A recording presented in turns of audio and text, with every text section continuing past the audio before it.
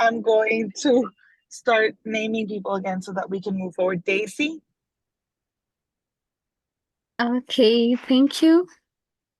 My name is Daisy and Chepkopus, and I am water because my second name Chepkopus in my community, the Pokot, means I was born when it was drizzling, and in my community we live in a very dry land, and when it rains, it's happiness. So I identify with water. Thank you.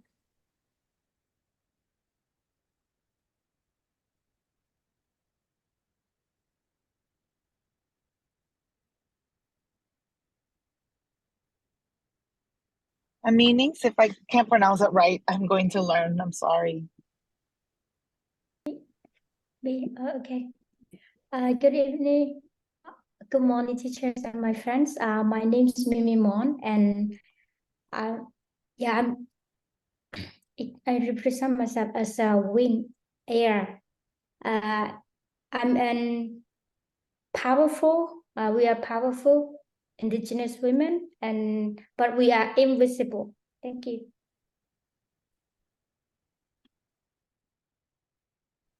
Thank you.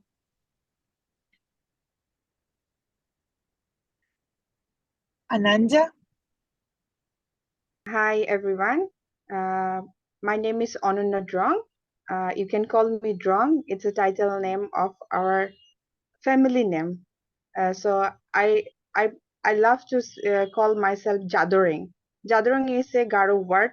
It means the roots, where come from life cure medicine. And I believe that I am the person who wants to be a life cure medicine in our community, and I just want to destroy the other things which is dominated for women and especially for Indigenous community.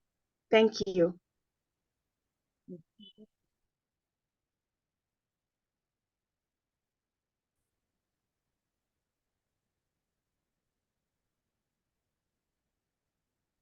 Thank you. We would now move on to Vivian. Yeah, my name is Vivian Chepto. In my community, Chepto means someone who loves visitors.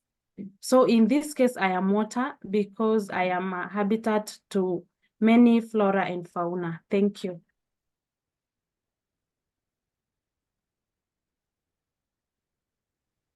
Thank you. Now we move on to Nadia. Hi, good morning. My name is Nadia Fenley, and I am wind because I'm always moving. Leaf.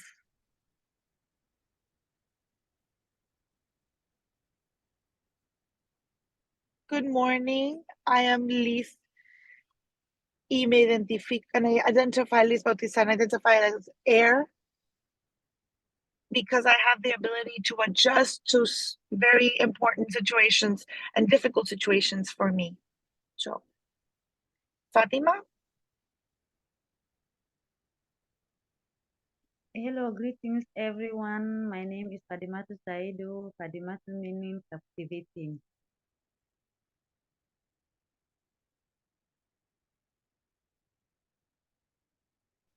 Fatima, can you repeat yourself? I'm sorry, I couldn't hear you. I said my names are Fadimatu Saidu, and Fadimatu means captivating.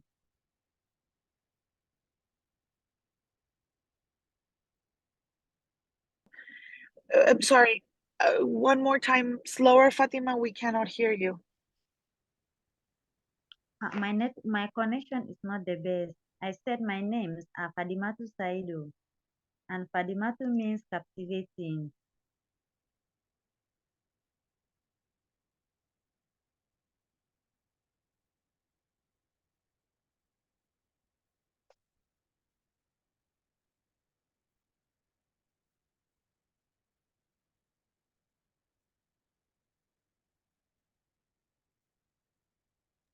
Thank you, Fatima. We're going to move on to Samai.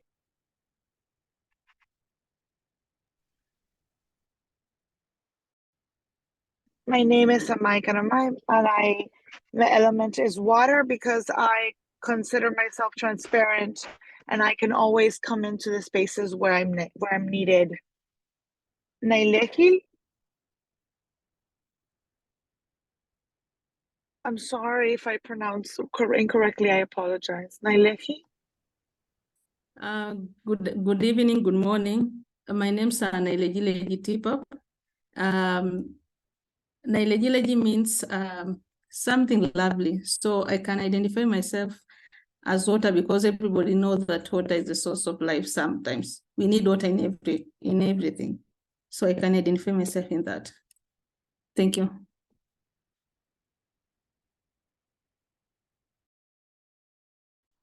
Minerva. Good morning. My name is Minerva, and I identify with the wind because I like to refresh everyone.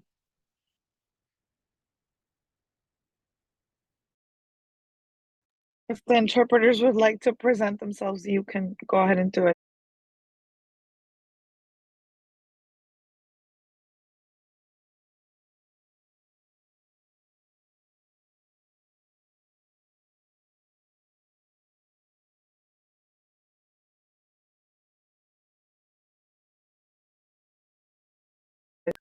My name is Alina, and I identify with the earth because it connects us, it grounds us, and it connects us with our energies, our roots, and where we come from. Anybody else who has not introduced themselves? Okay, I thank you.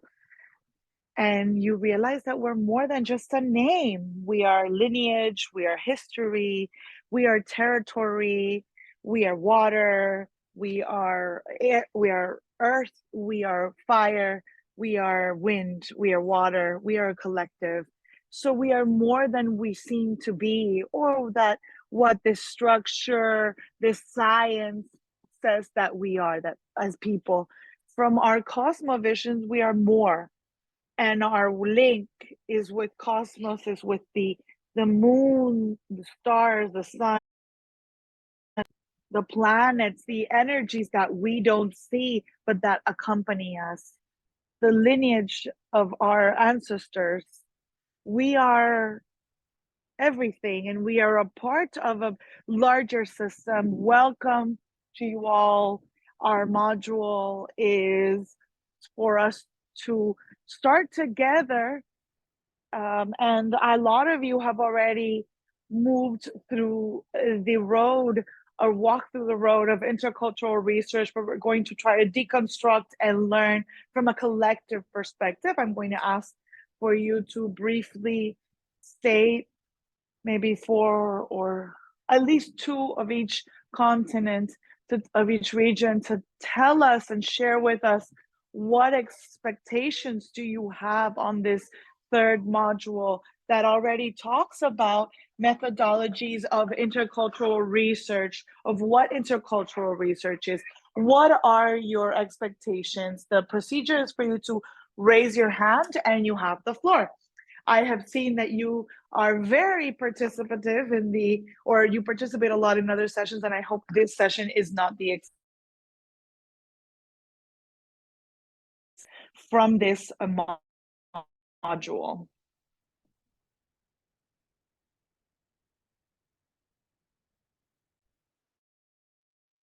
Yenilin, go ahead. Well, with this research module, I expect, just like you have mentioned, first of all, unlearn and let go of all those maybe strategies or knowledges that we have been taught, or that the Western system has taught us, so that way we can move forward and adopt our ways of research, the traditional ways of research, but also rescue our ancestral knowledge, so that way we can also provide that importance and be able to move on forth from generation to generation through this methodology that we're going to learn in this course. I invite you, even though we can't all verbally express, you can write it down in the chat of the Zoom, And you can also add your support, your expectations to the Moodle platform, because we are going to later evaluate if we have met your expectations. Okay, Jessie, I hope that we can dialogue and reflect on those traditional methodology for research and how they have hurt our Indigenous peoples. And also, I hope that we can learn from respect, from our feeling, those other methodologies that we have in our peoples and that we are part of, and that we can research from a collective perspective, but mainly from our feelings, which is something that we have left behind in traditional research, which is actually seen very badly. But from our perspective, our methods of research, our being, our love, our care are very important aspects in our methodology for research, and I hope we can learn it and strengthen it. Thank you. We're going to move on to Vivian.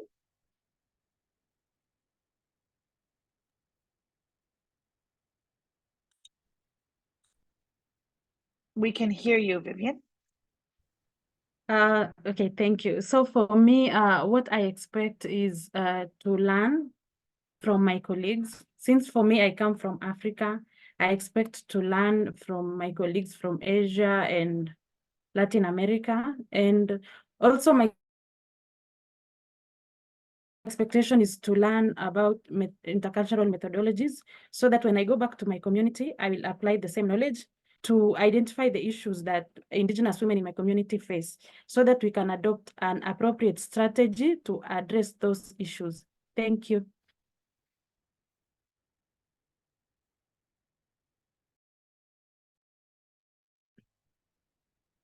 Thank you to you.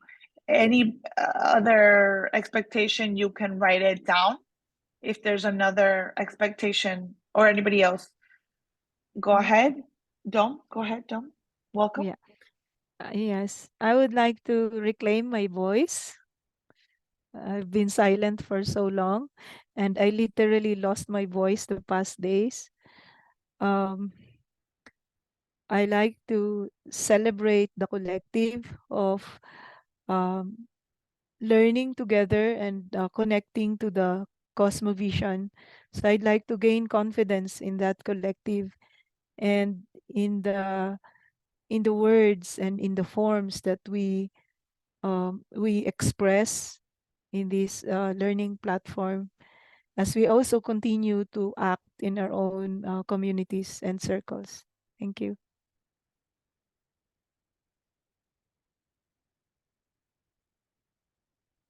Thank you. Dicey? Thank you very much, Sha. Mine is, I would really like to know and learn more on these methodologies of the intercultural research, so that when I get back to my community, I'll be able to know on how to handle certain things and how to go about some things when engaging them and all that. Thank you.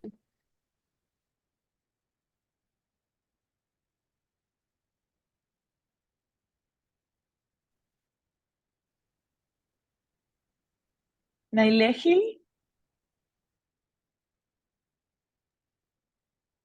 Thank you. You can just say Nai in the short form of it. Yeah. Perfect. Thank you.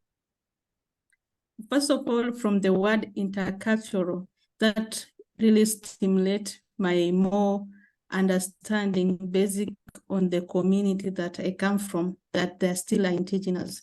But this will make, I'm very passionate to know more in that term, because I know it directly relates with the culture that we still uphold and still remarkable to date in different Indigenous communities, but also the diversity that we have from others group, from Asia, Latin, and others.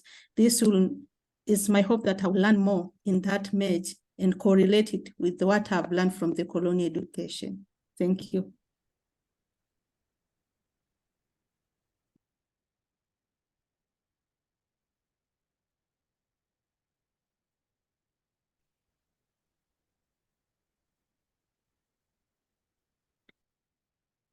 Thank you. We give the word to Samai. And with this, we close the cycle.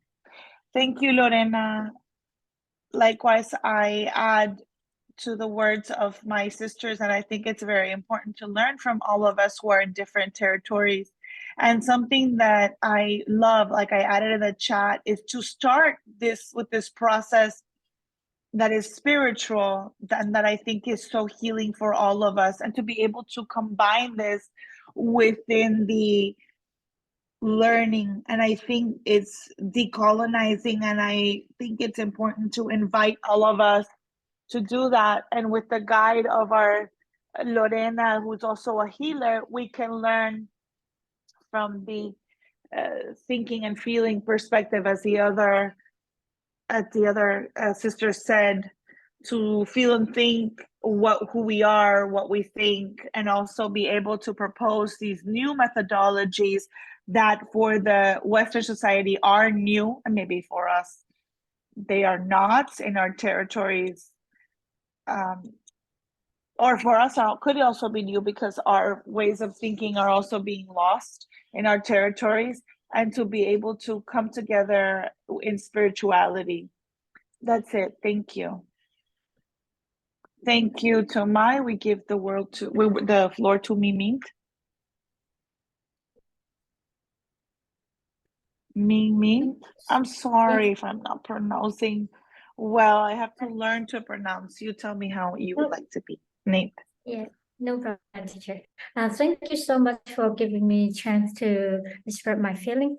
First, I expect to learn from this what intercultural research methodology clearly is, and how can I apply it into real life, and how can I use this, what I have learned from here, to my community and make their problems or the discrimination, to eliminate all the discrimination against helpful and make it reality. And finally, I love to learn from all different continents, from all of my friends. Yes, thank you, teacher.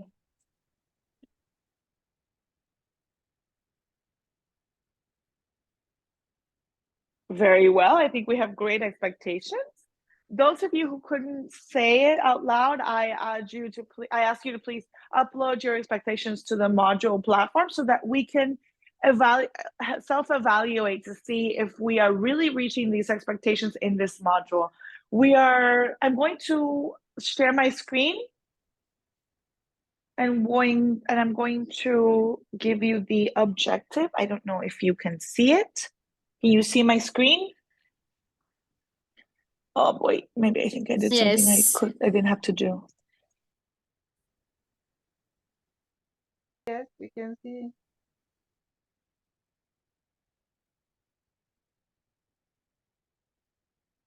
Perfect. And so I would like to ask,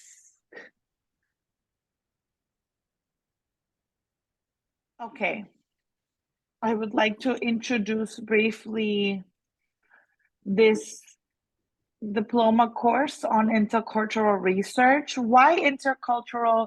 Because what we're looking for is to dialogue amongst different cultures and cosmo knowledge, wisdom, sciences of the other peoples that are originary peoples, and also other peoples that are maybe not originary, but that provide or that apport to the good living of people, of the cosmos and of the natural collective assets. That's why it's an intercultural research, because from our cosmovisions, we never say that something isn't worth our time, because everything that is alive is worth our time. So it's a process that has its roots in the knowledge and the wisdom of originary peoples, in their cosmo feel, in their feeling and thinking, and in their cosmo knowledge. Why cosmos? Because everything, our feeling, our thinking and knowledge and our practices are linked to the cosmos and to the common assets natural assets, with the earth, with the water, with fire, with the wind, with roots, with territories, with everything that has life. So our module searches to strengthen your feeling and thinking, your cosmovision, your cosmoknowledge of Indigenous women, supported by research methodologies. So we're not going to invent anything. We are going to strengthen your knowledge on the strength that intercultural research has provided as a political action. First of all, intercultural research is a political action for decolonization so that we can overcome that unique system of knowledge that we have been imposed and recover and build or construct historical and ancestral knowledge of Indigenous peoples. They are empirical Indigenous peoples. We have beliefs. No, we also have knowledge and sciences. So that's the intention, to be able to recover and recover and construct historical ancestral knowledge of Indigenous peoples in favor of good living and in defense of their collective rights and self-determination. When we talk, we are not just saying, oh, let's do just another research, but we need to make sure that it provides that it provides support to strengthening our knowledge of the peoples, our ancestral knowledge from the feeling, thinking, and the cosmo-feeling and the practice of Indigenous women as originary peoples. For what? So that we can provide our little grain of sand to a fulfilling life, to a good living, not only for humanity, for our children, for men, but good living for water that we drink, for the earth where we live, for the species, for the forests, for animal species with whom we live, and the ones we know and the ones we don't know. And collectively to provide a defense to specific rights of women, the peoples, and be able to walk towards self-determination that moving forward we will talk about and we're going to strengthen in the next module. Our module is going to have 6 sessions. The topic 1 is critical analysis of the Euro and North-centric research approaches. The second topic is intercultural research as a political action of women from Indigenous peoples. Topic 3 is intercultural research methodology. Topic 4, the being and doing of the researchers of Indigenous peoples. And finally, we're going to have our seminar closure, and the methodology, we're going to broach it into different topics, and we're going to have a closure seminar.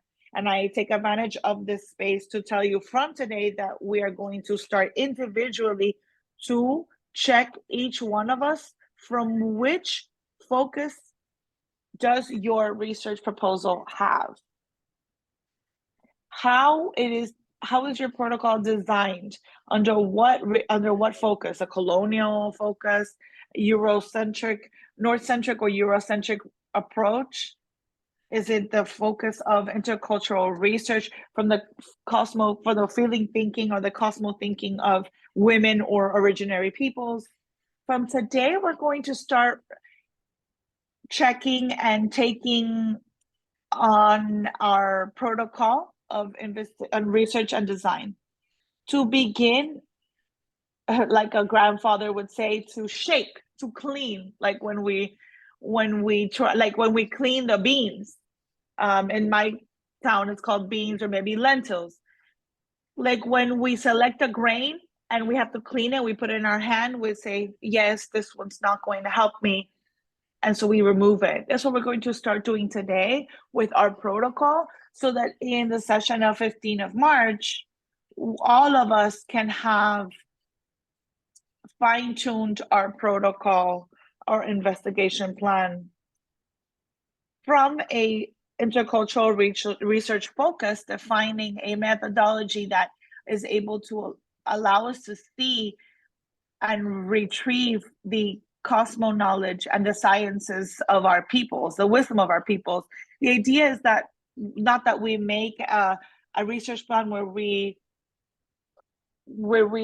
take on theoretical focus. The idea is to have a whole protocol of research that is decolonized, recovering the cosmo knowledge, the science, the methodologies, and placing in that document that we're going to make together and weave together in your each one of you in your territories, the feeling, thinking, and the cosmo feeling and the cosmo knowledge that are collective of women and peoples in the communities of where we are going to work. So in each module, we're going to be weaving and cleaning and improving our protocol of research or design so that in the final seminar, we can fine tune that. That's going to be the process.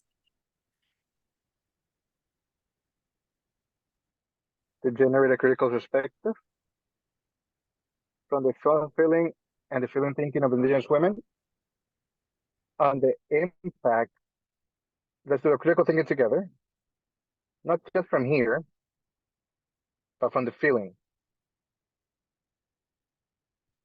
from our relationship with the cosmos and Mother Earth. Let's look at the impact that the research that egocentric and art-centric approach has had with us in our territories, in this territory that we have, in all these years, in the family environment, in the community environment. What impact has it had in the looting, in the racism, in the oppression towards women in the towns and the territories? That's the idea of this module. So I'll leave this slide here to go to the second moment.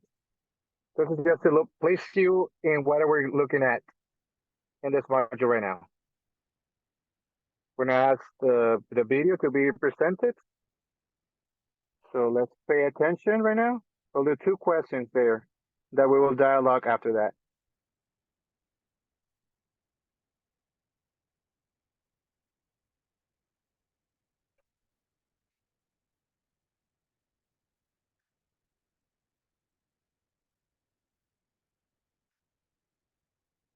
Okay, we're gonna listen to a video right now. Look at video right now.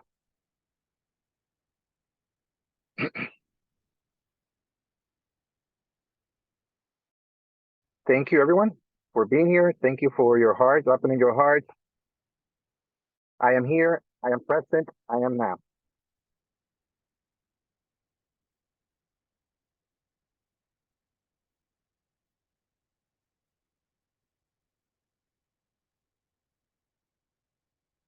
Let us start.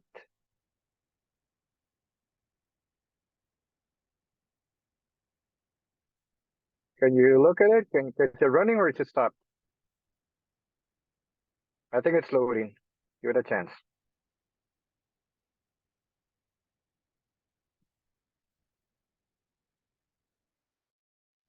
This video will show us how this process has been in the research has been happening in the territories with external factors.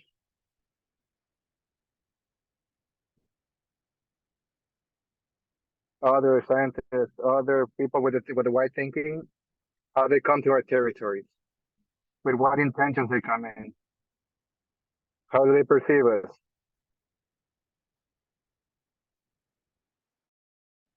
To your territory. I'm gonna ask for, let's place the video again so that we can look at it. I don't know if we need to reload it. Let's check and see if the connection is there.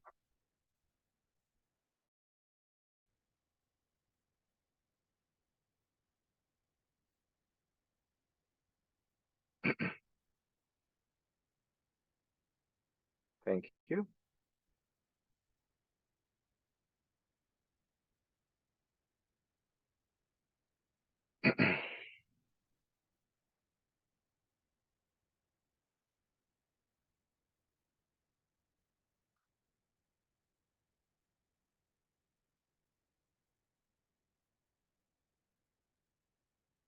So we're looking at the ethnographic fieldwork to Indigenous people.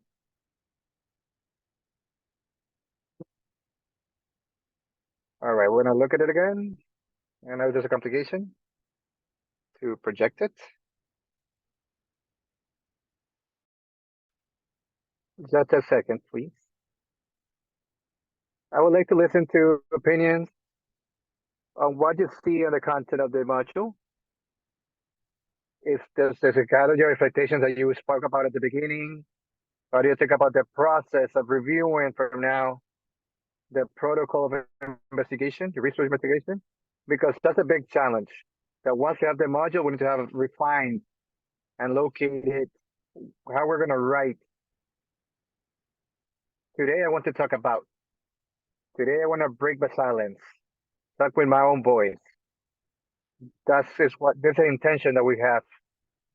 It's not so much writing, like a grandparent once told me, stop pre-writing books.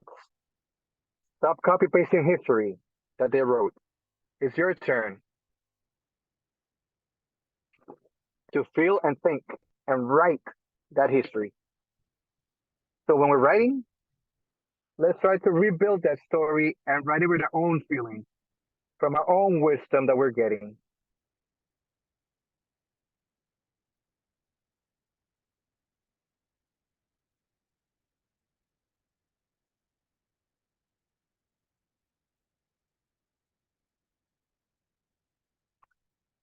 So again, the video we're looking at is ethnographic fieldwork in Indigenous people.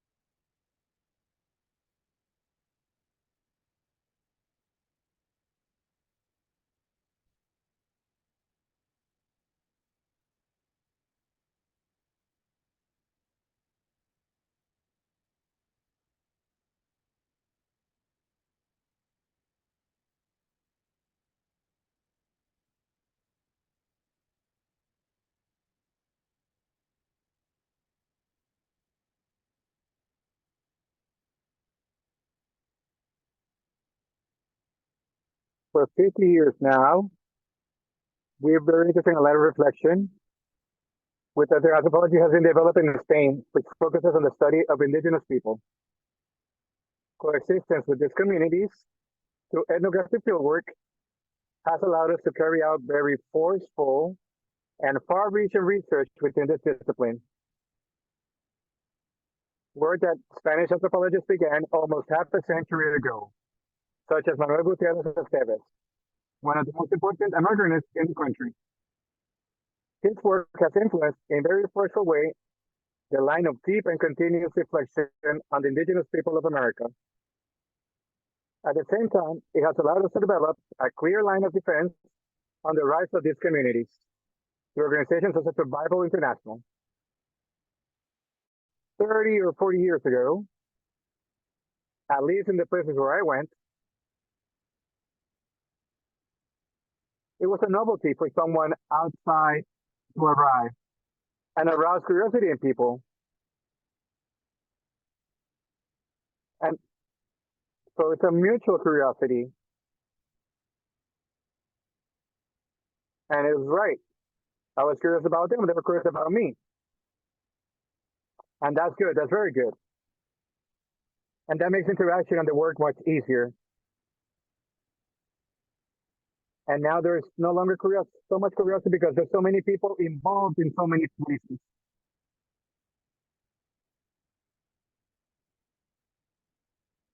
We have Julio Lopez among these great admirers in this Americanist reflection. He's a professor of the Department of the Social and Cultural Anthropology at UNED.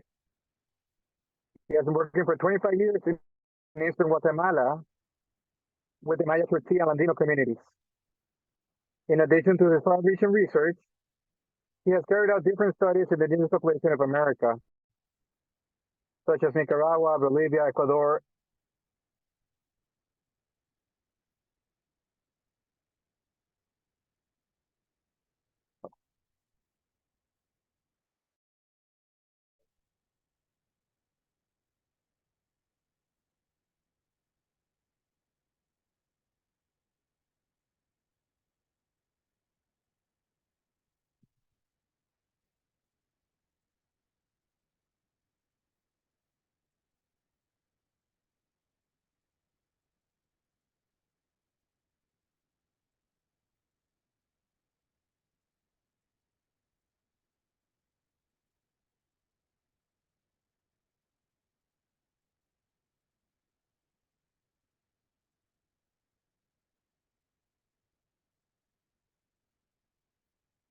The first indigenous world for the first time with Manuel Gutierrez Esteves through a research project that was developed in the Department of Peru called Monecua. That's where I did my first field work with indigenous from Quechua and Aymara within the framework of a research project on globalization and development. That is where I began my adventure in the field of anthropology. And from there, I went to the Amazon jungle, also in Peru, which was where I did my field work with a view to writing a doctoral thesis. And that's where I started working with the Chawi. So in the area very known by the name of Chayawita, but I used to name the ethno with the Chawi. And I was there for 4 years doing field work, which was extended by another 4 years.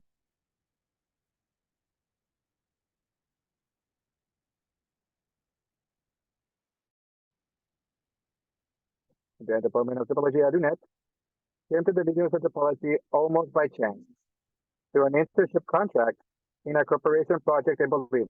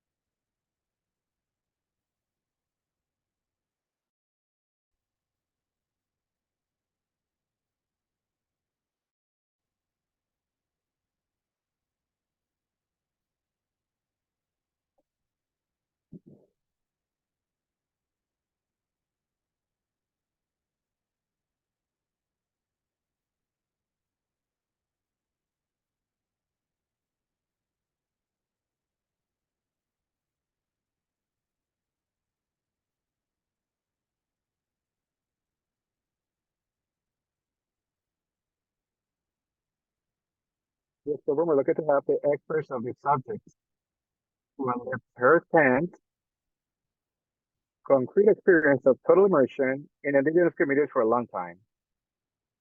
They are going to be revealing the adventures to us with their pros and cons, challenges and difficulties, and essential characteristics of this methodology of approaching otherness. How do you integrate into communities that are so different from your own culture? I come to stay here. I like to be here. If you don't mind. No, then stay. Is there a place that I can stay? Well, let's see. I'll find you a spot. They say there's a man who comes here and wants to stay with us. And what do you want to do? I was like, nothing. I don't want to do anything. I simply want to be here. I need to meet you to talk to you. And why do you want to talk with us? Because I think it's interesting, friendly, it's pleasant. There's no reason to complicate things so much. When the students for a long time, before they do field work, they get very concerned about how it's done. They're worried about how to do it. But there's actually no mystery.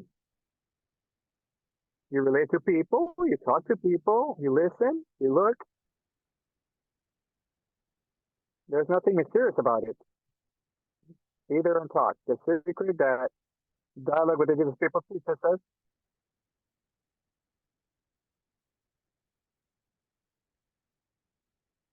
is that the conversation, the dialogue, if it's a felt of an interaction between equals, will allow the knowledge of others to flow, and that the field work has a lot of personal satisfaction and a little suffering. So it has some work activities can have. The first time I arrived in Bolivia is when I first started that we get taught. That's when I started to get soaked, and you start to observe and see what's around you, to keep quiet, listen and observe, make a few questions. And little by little, you realize that this other that you're looking for is just another, not such another. They're human beings too, who demands can pass and come across ethnic issues. But not only that, so it's a very personal learning where you're looking for the other. In the end, you find yourself.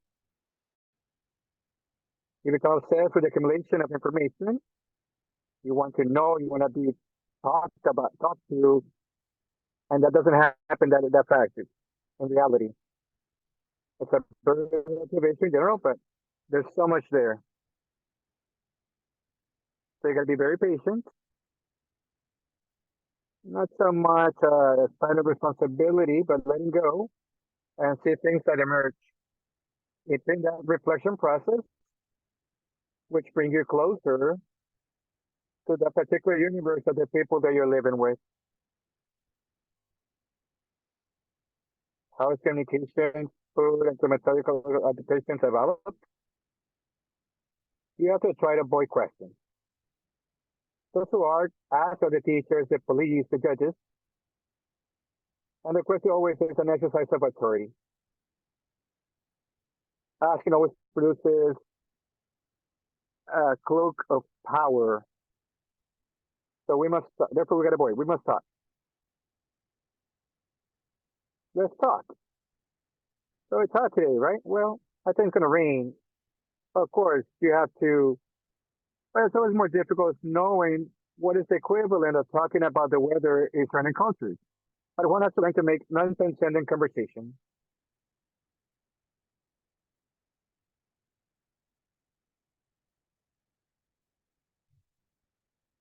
That's the most important thing. Once you start having this affectionate, you start creating this curious, affectionate relationship, and that's it.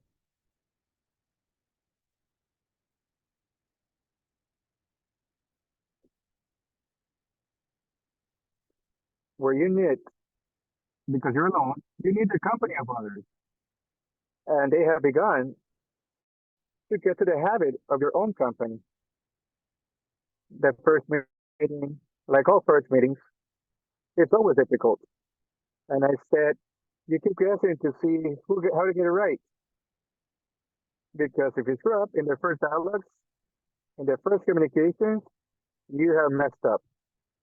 I know anthropologist friends who, due to a mistake,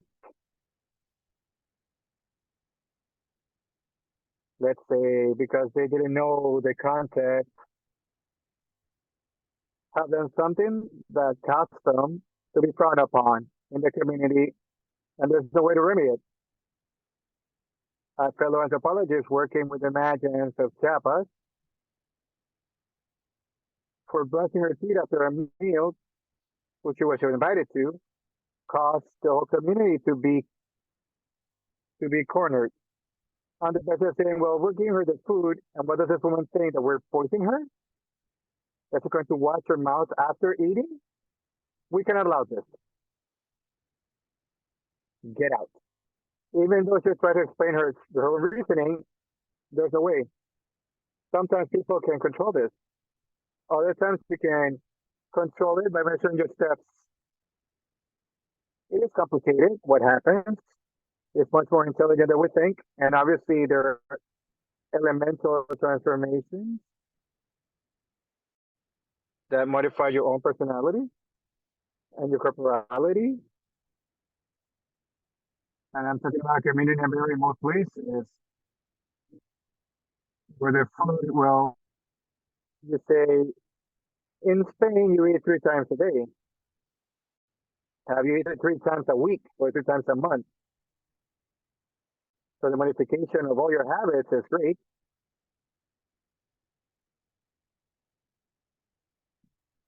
And you have to get used to living in the difference and to live in the foreign.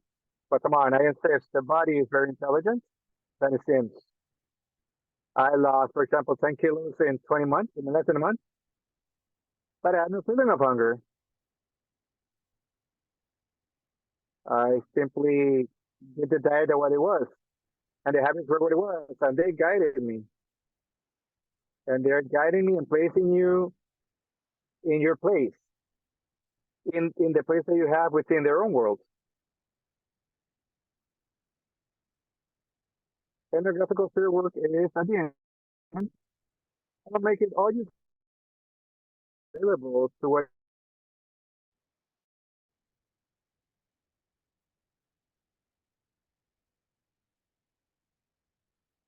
And you try to understand and putting aside all the preconceived ideas or prejudices that you have. And this is obviously complicated.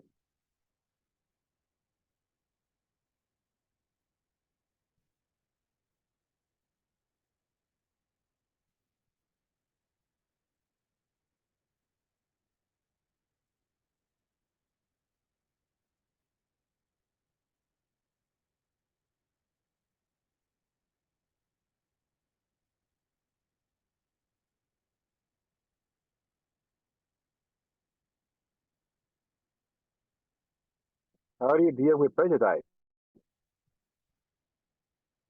It's difficult for me to synthesize it as it was difficult at the time. Because my position is it does not match with other colleagues that I have who are going to study a topic. I'm not going to study a topic. I'm going to be with people. And they talk about what they want. On my first day in the field with my interviews, I made the mistake of giving the wrong gift. That is always, if you're going to live for a long time with different people, you bring some kind of gift, you bring yourself to thank like you would anywhere else. So after being there for a long time, I gave them a watch that I bought. Beautiful experience to my best informant, who was a ritual specialist who had the power to summon the rain. It was a type of ritual that lasts a whole night, some prayers, something spectacular. And the first approach I had to do this type of ritual was, right, at the farewell I did, Tomiciro, with the name of the shaman there, I gave him the watch. Thinking to myself that it was the most important thing that I could give him because it was the thing that cost me the most money here in Spain. A tremendous mistake. The next day, Tomiciro had the clock hanging in the hut, covered in, then I said, where are you with it? He said, I put them so the animals don't bite him. He wasn't interested in the time, nor did he know the time. And then another year, I was returning, he confessed to me that he would have liked to give him a postcard. You know, something that I bought in Madrid, and he gave the children's postcards. And he would have put that on his altar, and that he did something nice and interesting to him. And when you make this reflection, the way that we have of valuing things passed to another nationality, which is more sentimental and uneconomic. And the experience in the school was wonderful because working with children, I think it's quite empowering. But it's always enriching. It's emotional band, as I said. It was pretty, but little by little, you start losing those strengths, and you're looking at the other, like you're finding yourself and you're looking in that first stage. I had a desire.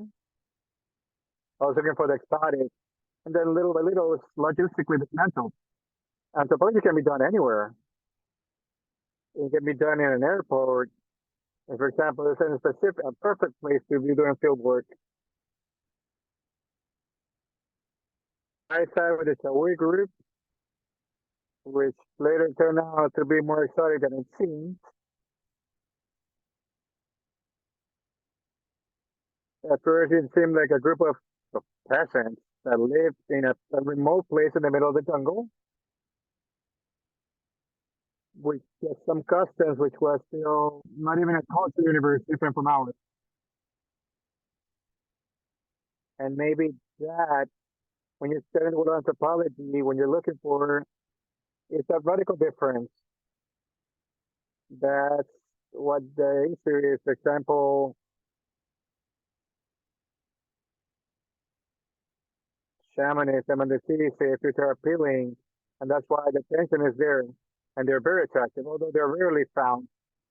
You don't arrive in the field and immediately find yourself shamanism sessions, or in this matter, you have to spend a lot of time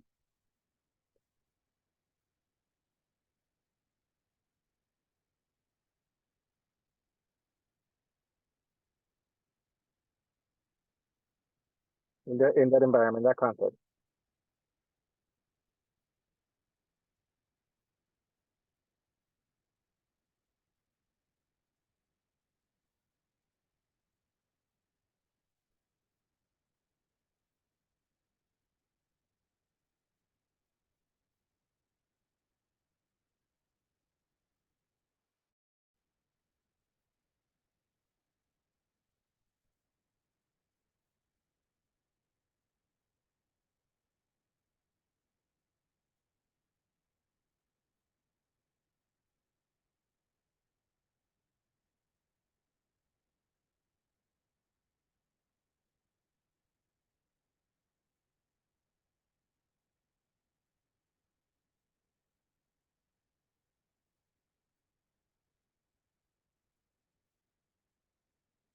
That's information, quote unquote. Those contexts are often contradictory.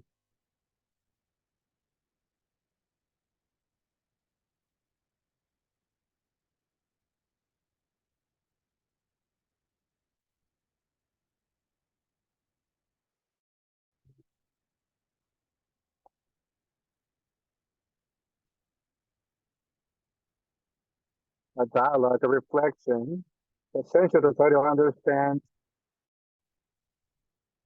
the approach to others and respect for difference.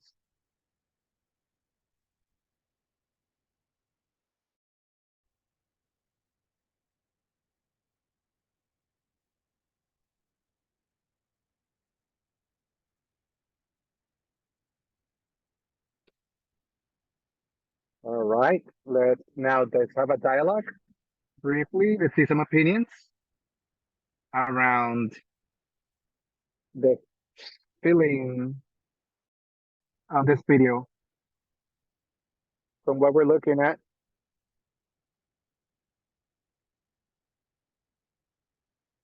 having a critical analysis in this research, from this egocentric, not centric. These are the questions. What do you feel? What do you think about what was presented? in the audiovisual? And what similar experiences do you know? If we feel with these expressions, do we think with these expressions? I think it's they're narrating the story.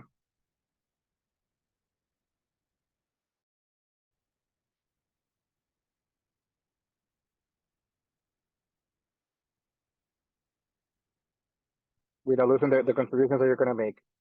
So the floor is open for you to talk, tell us your opinion. Just brainstorming. What is in your hearts? Let's go from here. What do you think? I felt many things looking at the video. Every time I look at this video, I relive so many experiences and analyze. So these are the questions.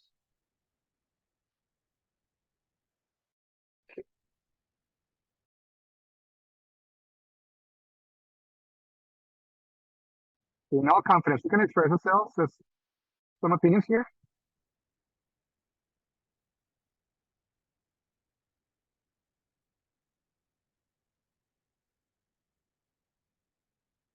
Anyone? Vivian, you want to talk?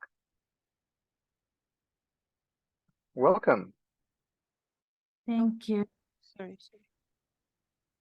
So from the video, I learned about so many things. One of them is when you want to learn about different cultures, when you go to the field, assimilate, do the things that the community do.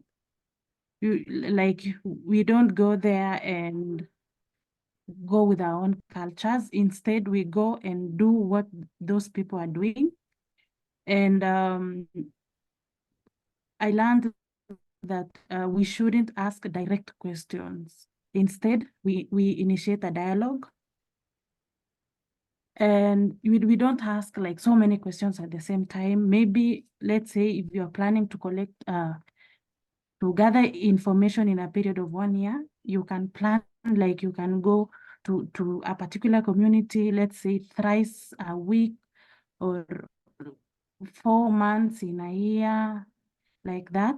And with the small information that you gather from those conversations, later on you will come and join the dots and come up with a general, you will have an idea of what you are going there to gather from those small conversations that you are having with the community. Yeah, I think that's enough for now. Someone else can add. Thank you. Thank you. What do you feel? What else? You can lower your hand now, Vivian.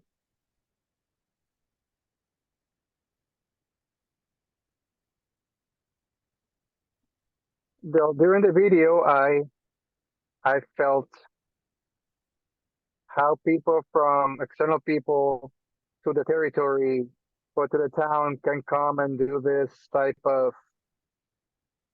research, and they can get used to and be able to learn about the cultures that they have in the territory. I felt I was able to when they're talking about being into a community and spending some time without food, in difference to what we're doing in their daily life. So they get accustomed to the customs of the territory and what they're doing and their daily habits in the communities. And in terms of similar experiences that I know, I remembered a moment in which I was doing a research in the botanica. We're using plants in botanics, using plants, and I made mistakes there. I saw that they mentioned, one of the people that were talking said that we don't have to go to communities with this type of research where they just all make the questions and just get information from the people, but also in this conversation that you have, be trying to get the information that we need, but we need to have that interaction. And many times I had made those mistakes because that's part of the culture, I guess, that we're trying to like make questions. And that's how we go with our day-to-day lives, trying to transmit that knowledge.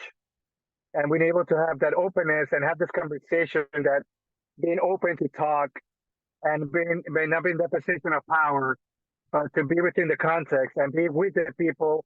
So I learned a lot from this video, and I found this thing very, very interesting. Thank you. Anybody else? Niley?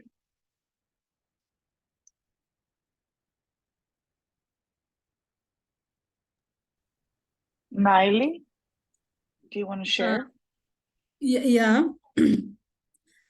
Actually, this is very nice, and I've learned a lot, and I concur with the previous speakers on different issues that also they have observed. First of all, from the first question, I've observed that whenever you need to understand any culture or anything you're doing research on, you need first to merge with what the community himself does, because you can go with your own question, with your own narrative, but cannot fit from the community that you're going to research on something, because you may plan to have only few days or few weeks, but you'll not get exactly what you needed because of your own conception that you may have. So you must fit from that community. You need to learn first the community before you go to. I also saw how the community are. So whenever you go to that community or whenever you be in that community, first of all, you must understand that you are meeting a different group of people. You need to respect. You need to stay in that line in order to obtain the main information that you need. From the second question, what are the similarity experience do you know? I have once done a research, but I was an assistant researcher. So we were helping the main researcher in an indigenous community known as Hadza in Tanzania. So while doing this research, he had his own conceptual understanding of the community, regardless of what he went and see. So he did not obtain the main information that he needed because he already had his own experience instead of learning that community. So this has really showed me the other side that you need to have before you go into that community. Thank you.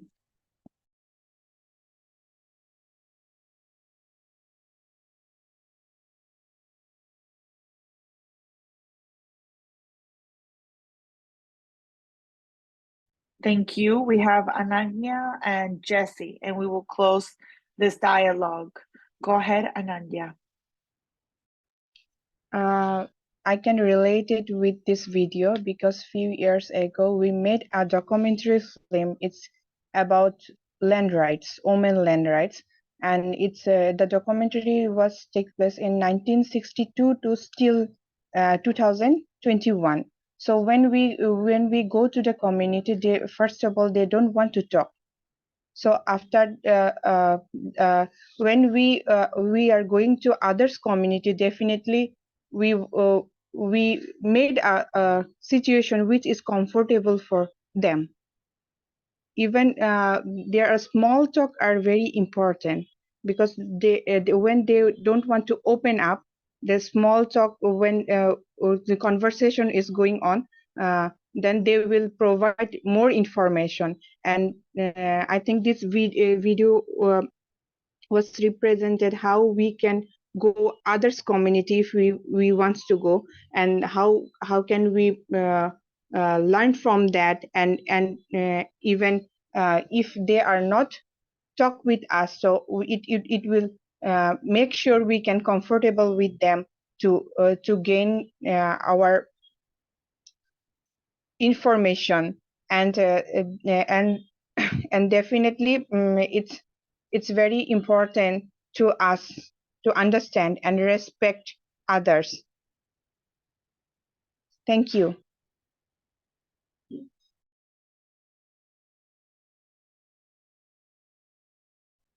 Thank you, thank you. We're going to give the floor to Jessie, please. Thank you. Well, I had a lot of feelings regarding this research, and I feel that from my perspective, I feel that at the beginning, it's not fair and respectful to the peoples because it's not done in a relationship of equality, but instead in a relationship of power over people, over community. I also don't feel that it's ethical or transparent because in the point of the video, when an anthropologist, I think it was an anthropologist,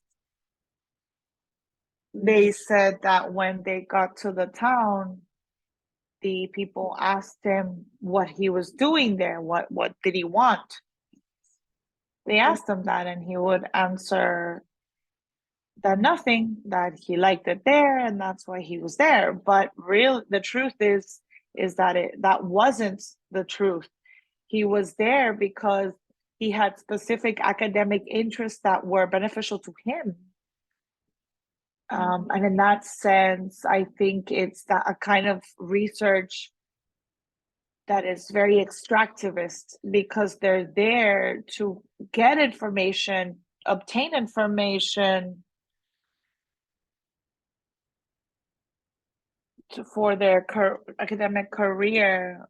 And I think at some point it's a research that is invasive because it hurts the community life of the indigenous people, and his presence there, his way of dressing, his way of speaking, and his way of acting has an impact in the community itself.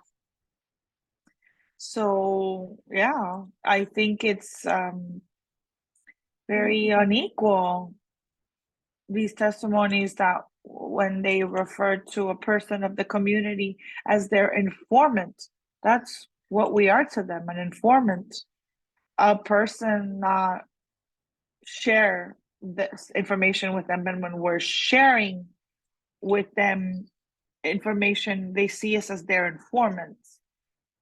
And what similar experiences do I know? Well, no, I don't have one specifically, but unfortunately, the Institutional Academy is very traditional in that aspect. A lot of these research is being conducted within these parameters, and it's very sad that in our day we are still seen as just informants, as objects. That's my ideas. Those are my ideas. Thank you to all of you. I know that maybe all of you want to provide a comment. They can be in the chat and in the platform that is here to be a platform of dialogue, of exchange. We can use it to express and even create a debate. Unfortunately, we can't do a debate here because of time, but first, with your comments, I remember the phrase of a grandmother: you have to see light where there's darkness. The first comments valued what anthropologies left, that are coming from an Eurocentric feeling, from this universal science, from that anthropology that comes from studying humanity, but also from studying peoples and cultures that are, as I said, exotic, that comes from a completely different time. Well, when you hear the expressions they use, they put in evidence the lack of knowledge that there is on science, on the systems of knowledge and the cosmovision of originary people of the world. When you say, there's an example, they hung the clock so that the animals wouldn't hurt him. I think, oh, he's stupid. No, he understands. There's a cosmovision that he understands that time is life, and that even though he didn't want that gift, he was taking care of it. And somebody who doesn't live, who doesn't, who weren't coming from these territories of originary peoples, they will never understand. It will always be a research from other people's eyes to understand, to study us from another area that see us, that Jesse was saying, from an unequal relation. International, from a theoretical research or a research from an NGO, or to sustain historically the processes and the theories. Where is that theory coming from? A theory and a science of how we are seen as originary people. And even from a very exotic view, how they see us as originary people. And that unequal relationship that Jesse was saying is very evident. That lack of free, informed consultation. I come, they give me a house, and I just do whatever I want. I take over and I just interrupt. That's my thinking, and I respect what you say, but when I checked the video, these are one of the videos that caught my attention, because they are telling us, they're studying us from an outside perspective, as objects of research, as informants, not as people that are historical, political, with sciences and knowledge, where they can tell us, oh, I'm going to stay here a few days, a year, 2 years, just extracting or rummaging and our knowledge for research, for then to sell and bring medics in and their products, or to be able to control the people. That's how that research has evolved. And then when do they return? When do they think? Maybe they cite us as key informants in a footnote, and they say author X and Y, or X from the university this, and it's their doctorate thesis that is respectable. But it's unfair, because when they're not generating knowledge for change, I ask myself, would they return those studies, those research, translated to in the language of the people? Would those studies serve to transform the lack of equality and the impoverishment and the contamination, the pollution, and the violence that has occurred in the territories? I don't know. I only know that there are libraries that are full, and plans of supposed research, supposed development based on studies of suppression, oppression, and exploitation. I ask you to make a critical analysis and study the expressions and the focus. What is behind each word? What is behind each element that is said? And then the difference between, if somebody from the community researches,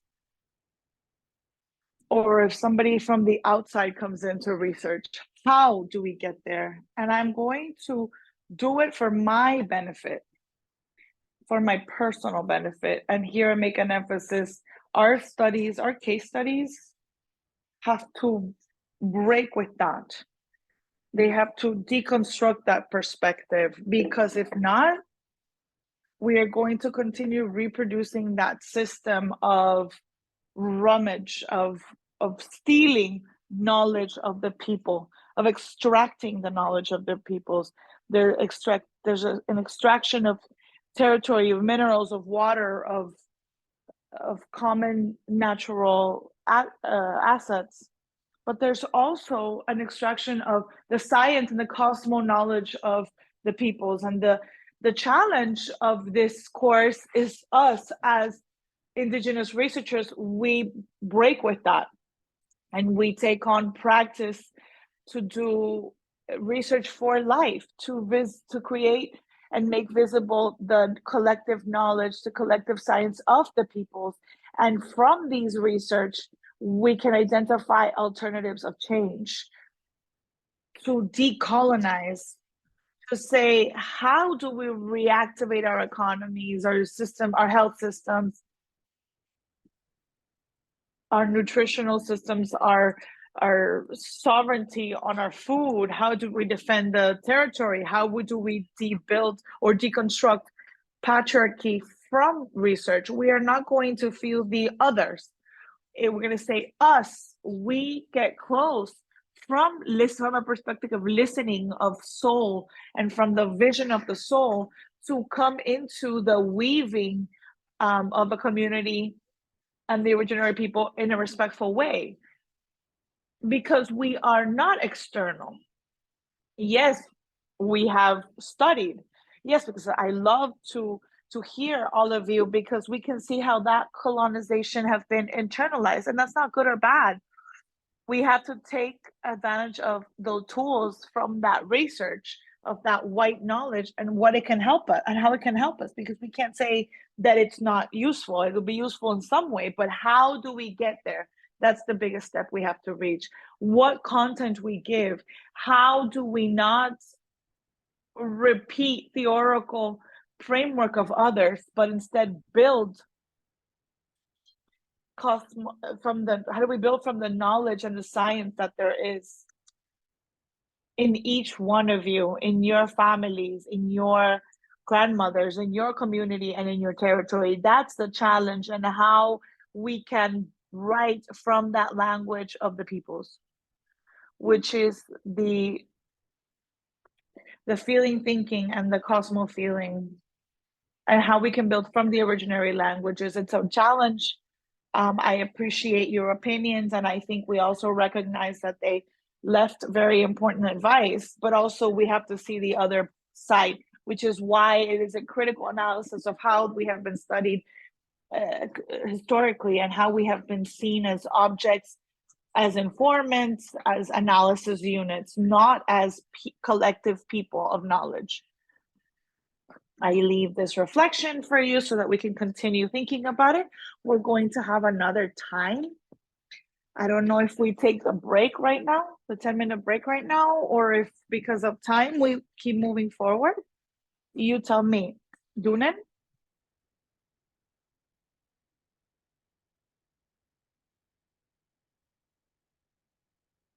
So we're going to take the 10-minute break. 8:53, we are back. Welcome. And let's continue meditating and revising us. Even if you don't have your research, how are we going to build it? From where? How do I see myself as a researcher? Even when we're from originary peoples, am I colonized? And with that historical burden, thinking that they are the experts? That's the question. And let's take this break. Thank you.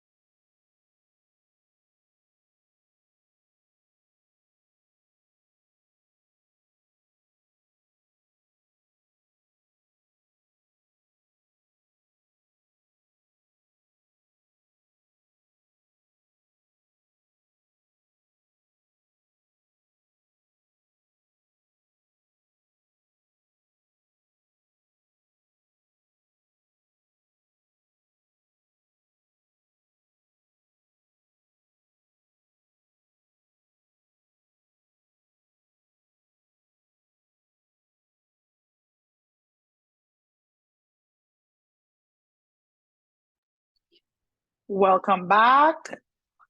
I hope this break has helped us. Welcome. We're going to continue.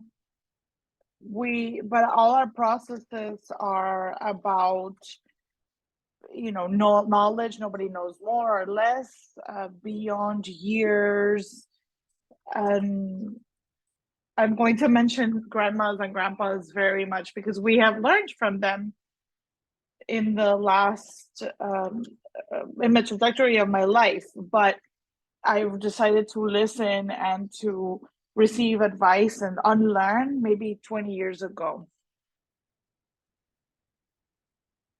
It doesn't matter what your diploma is, your title. What's important is that you're people, that you feel part of us, that you remember what's your root, where you come from, where you're from, and where you're going.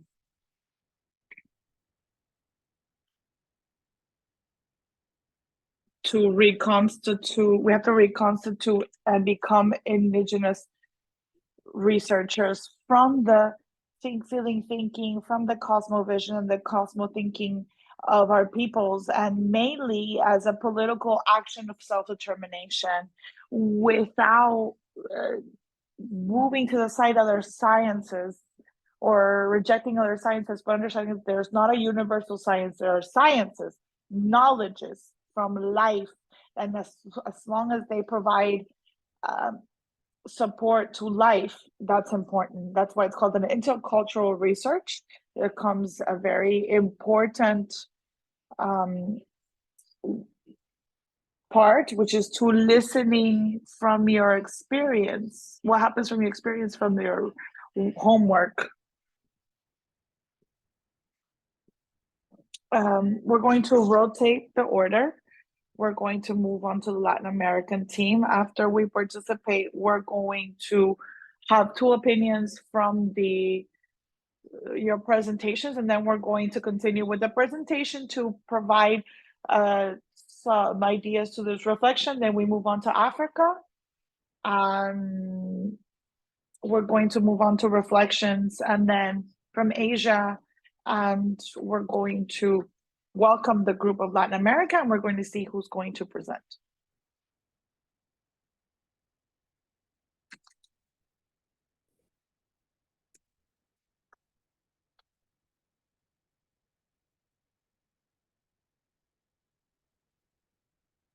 When you know who's going to present, let us know so they can present the content of your work.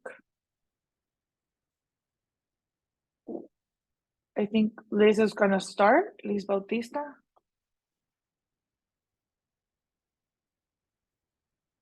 Liz, can you hear us?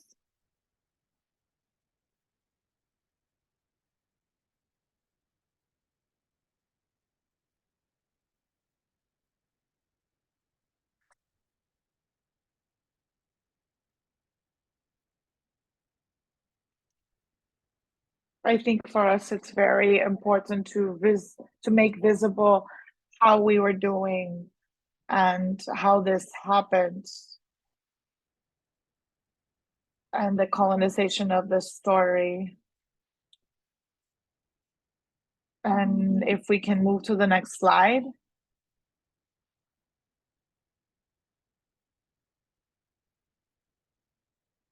To continue our story within Aviala, we see an image here that is carried out by the storytellers. And he was one of the storytellers that was most important during the colonial times, that was able to register what these ancestral people's practices were, especially in the South with the Incan culture.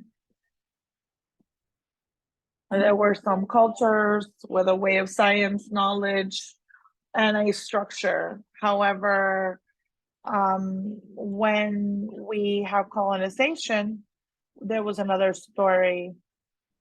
Here we have an image of how, if we can move on to the next slide, we have there was some gods and goddesses, Inca gods and goddesses, that were considered born from a dual entity. And that's where the story was born. We're dual beings. We can't say that it's feminine or masculine. And this is where our culture was born, from these originary populations, especially in the South, Colombia and to Argentina, and how it's extended in the language, where they started to politicize Quechua. And that has a lot of variations and dialects. And it was the ideology, and our spirituality wasn't monotheist, but it was towards several the deities of water. And there was a lot of other deities that were not personified in human beings, but also in nature. Can we go down, please? I believe that this part, should I continue?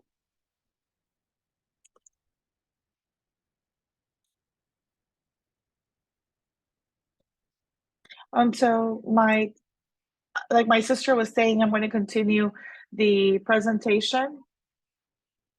And as she was mentioning about the gods, I would also like to add.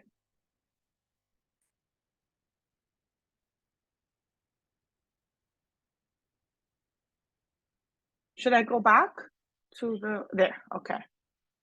Thank you. I'm sorry. And so there we had several gods, and those are the Incan gods of Latin America. So we have them from Africa, and from there we show God Inti, and we also have the god that's next to you, that's next to him, Mamakia, which is the goddess of the moon. We also have Uracocha, which is the one right next to it, that is associated with the creation of the world and humanity. We also have God Coin, that is like the god of the rain, and that is adored to be able to ensure the good harvest. We also have God Bai, which is the god of the dead and the underworld. Who else is there? Oh, I can't see them. We also have Jaskas, Mamacocha. And not only them, we also have other gods, Cachala Pachamama, which is the goddess of earth. Moving on to the next slide. Okay, well, how was colonization or supposed civilization of Latin American peoples? One of the questions that we were reflecting on amongst ourselves, and the truth is that the colonization of Spanish to America, Spain to America, which is in the 1500s, was a very difficult process for us. And this exploitation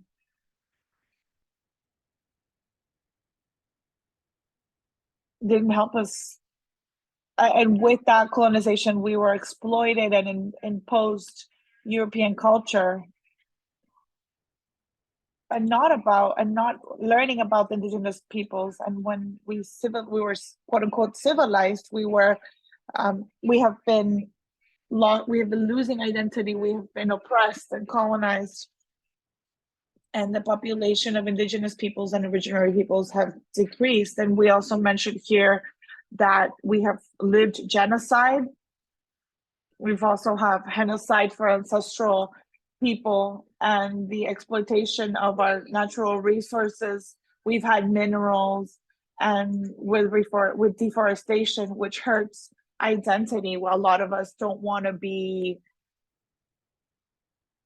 a lot of indigenous people don't want to be Indigenous anymore because it takes us to a rewind, and it takes away our personality. It tells us that it's bad to be Indigenous, and they take away our language, our sense of identity, say that speaking an Indigenous language is moving backwards. And a lot of them avoided speaking our natural languages, and they didn't help our ways of thinking because that weren't gratifying for a lot of countries. Next, please.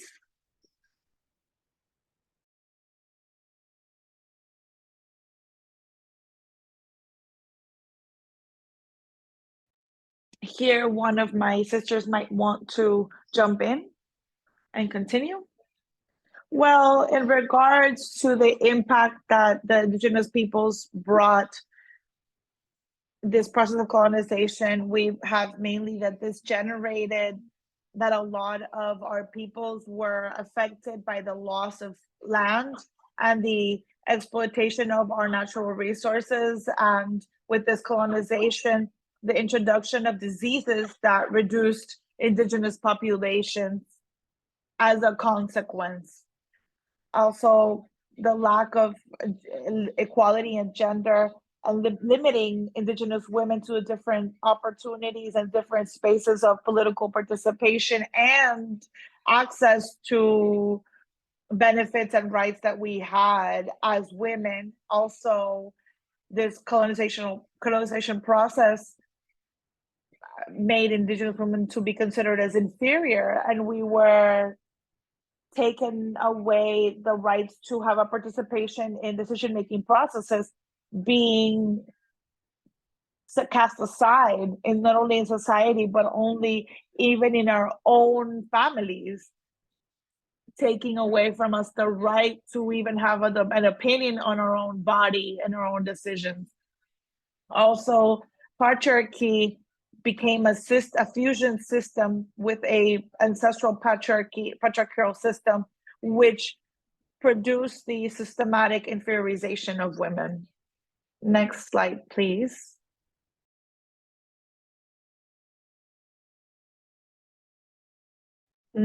Next slide, please. And other impacts that we have mentioned amongst all our sisters that we considered created that change due to colonization, especially for women, Indigenous women. And it was that in the usual town or the general town, there was an introduction of external fauna, casting aside our traditional flora and fauna in our territories, which created that we changed our food sovereignty and our diet, which has also generated that we have new diseases for making that change in our food intake, taking into consideration that the food that we have were not the ones that were cultivated in our earth, and we took external food, and due to colonization created that same scenario. And finally, the subordination and the rejection of our values, our beliefs, and our ways of doing things and our ways of life.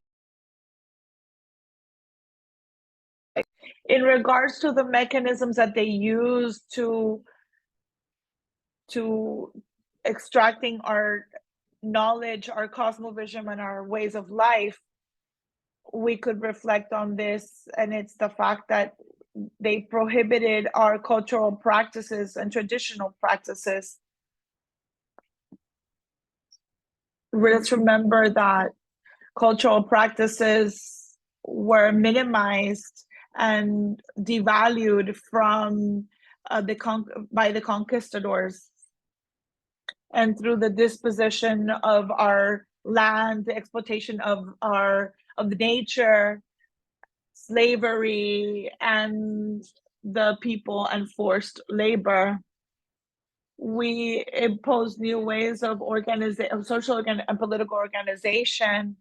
Our government systems were substituted by other ways of government that were more totalitarian. And also in these ways of government, the role of Indigenous women was made invisible. We saw in the first slide that there was also goddesses and deities that represented women, and in these new ways of government were lost. And also through the implementation of economic models of domination and exploitation to our Mother Earth, and through educational institutions, they formed a very important part for colonization of our territories through these ways of thinking, no? And what can we say about the church that we know played a very central part of in removing our beliefs, and our cultures were seen as, and because they were seen as satanical, we were cataloged as savages. And we heard it in the video that we saw previously. And that's why the Catholic Church made a very important campaign throughout the world to evangelize Indigenous people, and that Christianization could be analyzed from different perspectives. And one of them is very contradictory of how they were trying to take the word of a God, even through violence that they exerted, even with so many cases of genocide of peoples who were resisted to believe in that God, that white man God. And we know many cases of how girls, women, and the peoples that were resisting to adopt that kind of beliefs were murdered.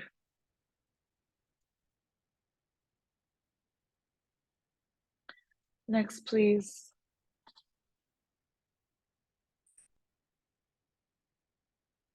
Within the consequences, we have made a summary of the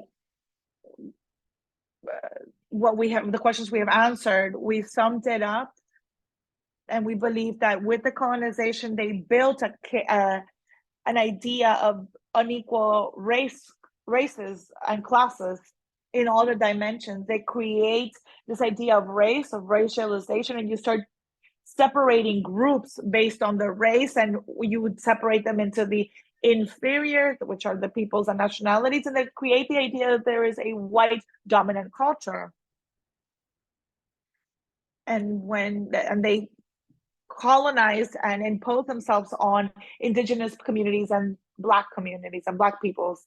You also superimpose colonization, not only as a specific moment, like in the year 1400s, they got there, they dispositioned. No, they overimpose as a systemic structure that still happens today and operates at an individual level, but at a macro level as well. And it comes from power, from being, and from the feeling. There is an infection of the peoples through diseases. There was malnutrition. There was horrible life conditions, and I know in our countries, you know that the children who suffer the worst parts of malnutrition or worst levels of malnutrition are Indigenous communities, because this is also related to poverty historically. There's also substitution of religious beliefs. Now they establish monotheism or one God. And the way of colonization was fusioned with religion and patriarchy. The consequences are great violence, and they use military violence, for example, even today. when we fight, when we're fighting of people and nationalities, there's a disposition of resources and land. There is an imposing of religion. There's labor exploitation, as we were mentioning. And as we say, this happened during the colonization era, and it continues existing to this day. The violent administration of natural resources with extractivism and the ways of governments and states start come into our territories without a consultation. We live that currently from the beginning of colonization, imposing ways of government, civilizatory paradigms, saying we didn't have education. Those were the ones that were good, that gave us education when they were disposing who we are. Next slide. And I give the word to Jesse. Continuing revising the consequences, we consider that this is inferior. Our languages were devalued. We were devalued based on our identity and our skin color, based on our culture.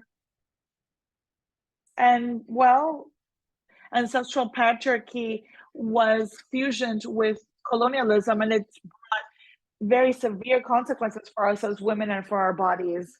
And here we add some images, sorry. Those that are in black and white are part of the historical archive of the Azteca region, where I'm from, Mexico. I think that these are very interesting, that from these picture files and from the analysis of our own context and surroundings, we can analyze and see that these power relationships evolved. In the top image, in black and white, what you see there is a church, and that church was built based on the exploitation and effort of indigenous communities of that region. And that church is located in a zone that is in the center of that community, of that municipality called Huejutla.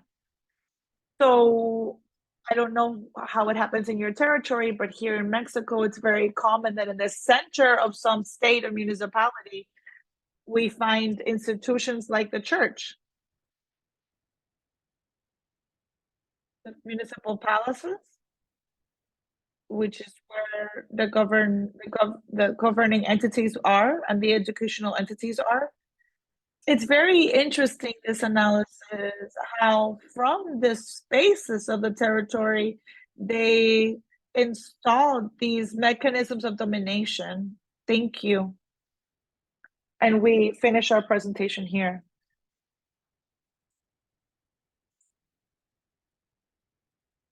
We close the session today. No, I'm kidding.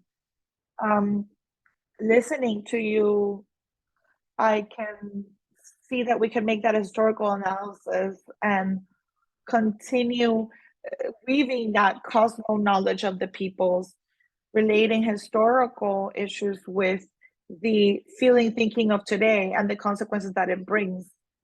So thank you to the group. I'm only going to mention the example of Quetzaltenango, which is the name they gave, but with colonization, where I live, a Maya Quiche territory, the original name is Xilajochno, which is under the 10 knowledge and the 10 wisdoms, because it's surrounded by 10 mountains, where there are energy centers of health care and consultation in the mountain, historical energy centers. I want to tell you that right in this municipality, that's power, that center of religious and political and financial power, and the library where we have all the science hits territory that belongs to, there's documents that belongs to the peoples. The most dramatic issue is that this church is built over a sacred space, a sacred energy center. That was the way to colonize, to use our own systems of the peoples for that colonization, use it against them, a violent colonization, violent in every sense, physical, emotional, spiritual, cultural, political, that has taken the strength, that has taken away the amount, even reduce the amount of population. And with that, we are going to hear the next group. We're going to listen to Africa, which I think is going to bring similarities and complement certain situations. We're going to have two opinions. How does this historical facts happen? This historical stories that we see here.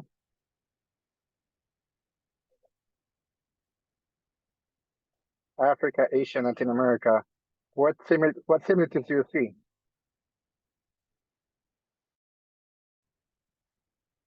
With the looting and on it.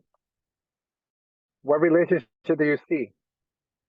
I would like to listen to you. What relationship do you see with this history and this colonization, neo-colonization, with the research, the centric research, and the looting of the towns?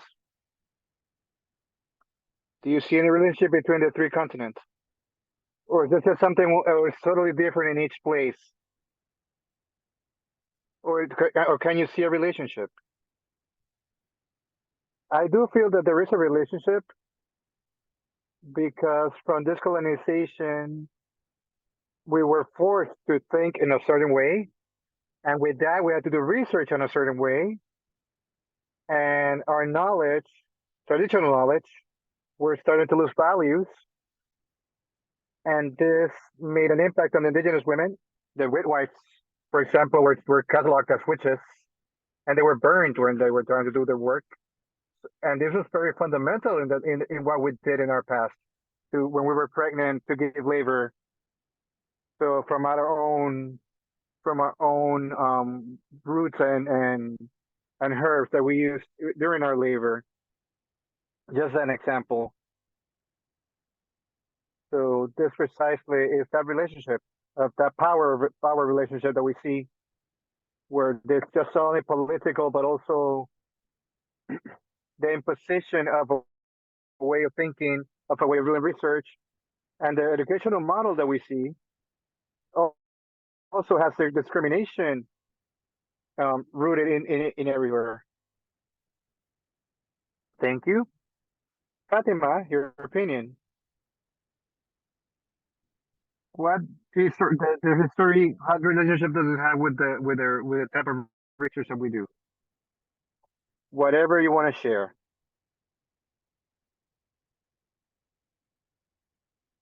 Fatima, can you? We have somebody else, Vivian or Nigeria, who can also make a contribution. And then this.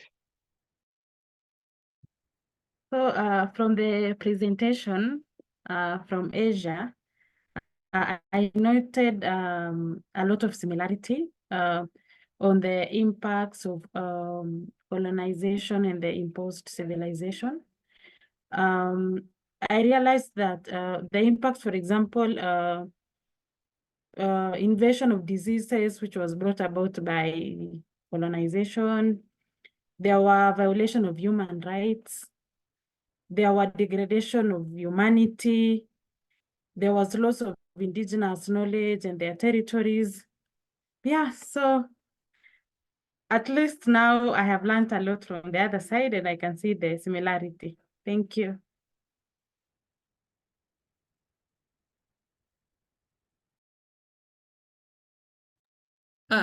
Thank you. I have learned as one of the main issues that I have learned is about the Christianity. And I have no offense with it, but how Christianity has really perpetuated to the loss of our identity as Indigenous people, because we have the way of worship, we have our own modality, our own knowledge, and we really impress it.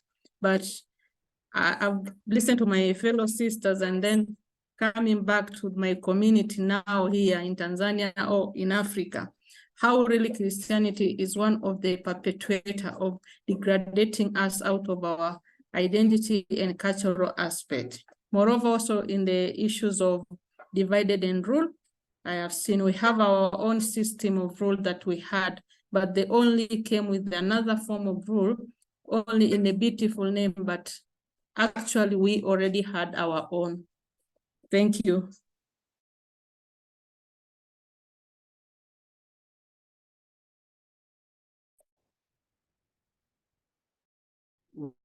What relationship does colonization and neocolonization have with research?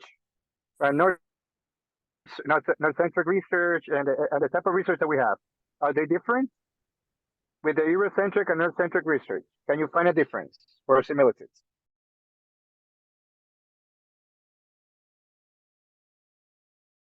All you, Daisy?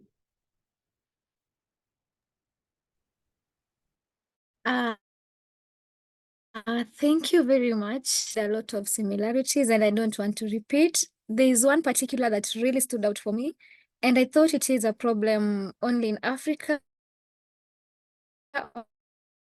or my community or the community, to learn that it's also impacted people in Latin America. That is the issue of viewing indigenous language as backward, whereby people don't want to speak the indigenous language. They want to speak to the they want to speak in the colonial language and all that.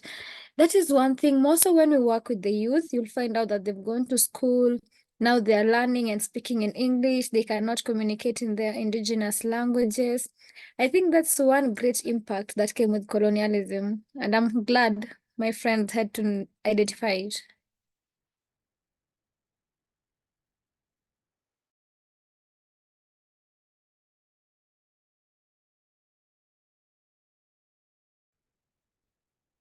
All right.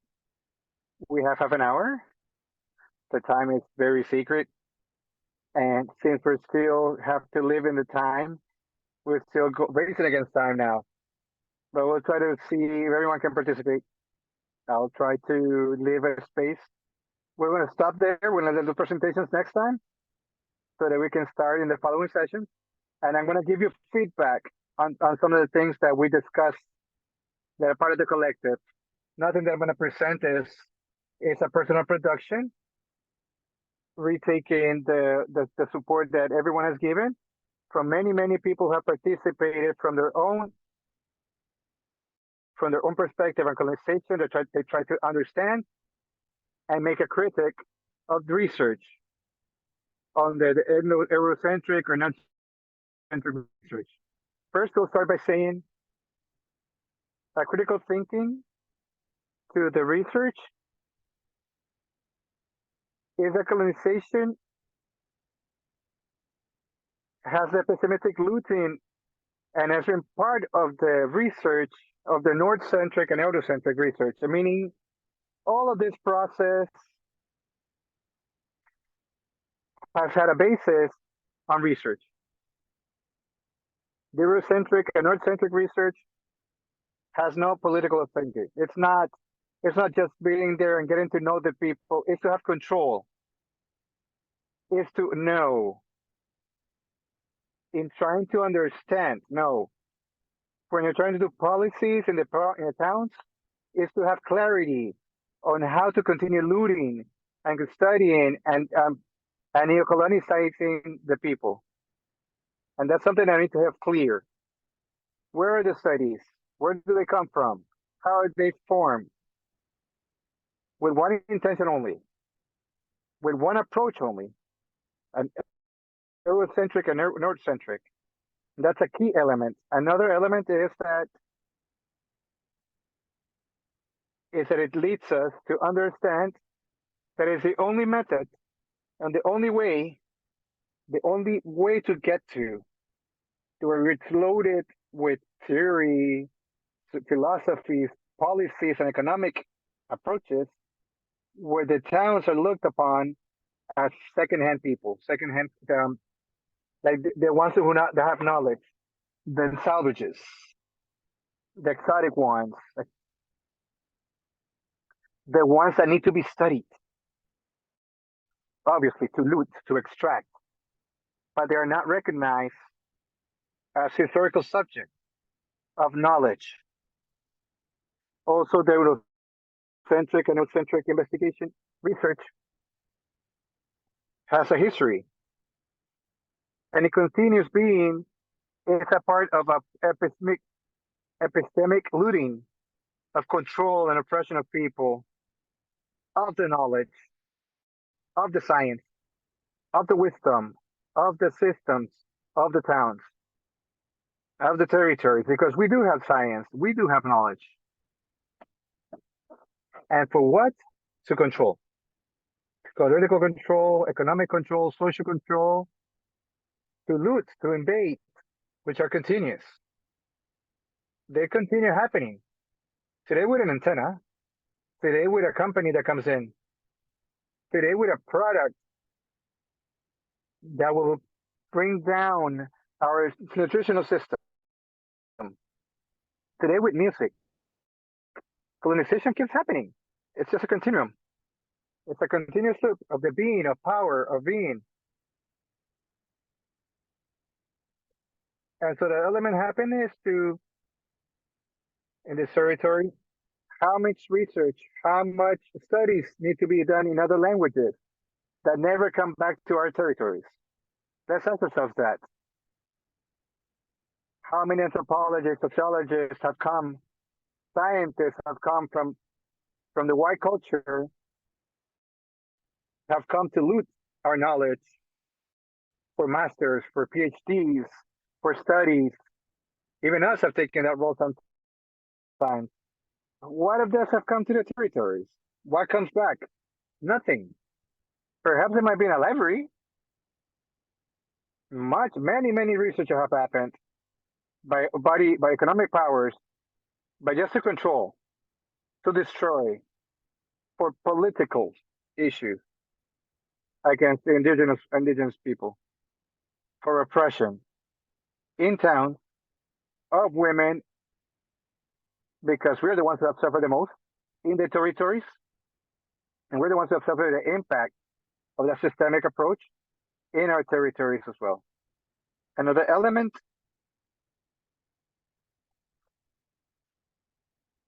we're talking about, let's see how far we can get here in time.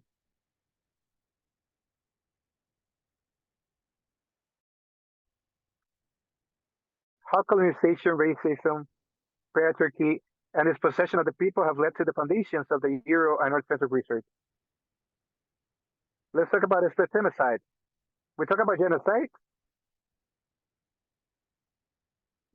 We talk about ecocide, suicide. But this is also the epistemic, which is a destruction of people's own knowledge.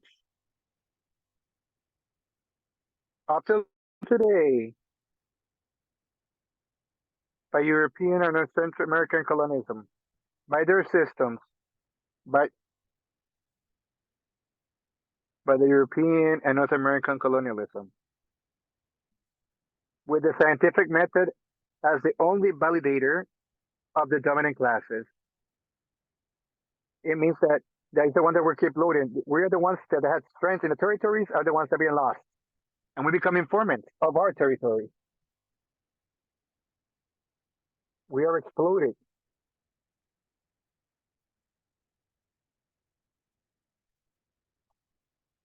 They were the ones who went in Inquisition, who were murdered and who are now disappearing.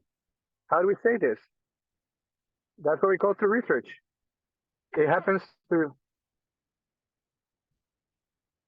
and the scientific method is the only one that we have. And that when I did my thesis, it was rigorous. I put this as a testimony.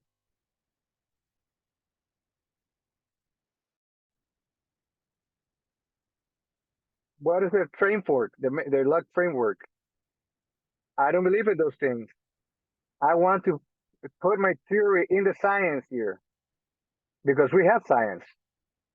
Because the knowledge and scientific method only bring up one knowledge, and the other knowledge do not count. They're just superstitious, they're beliefs.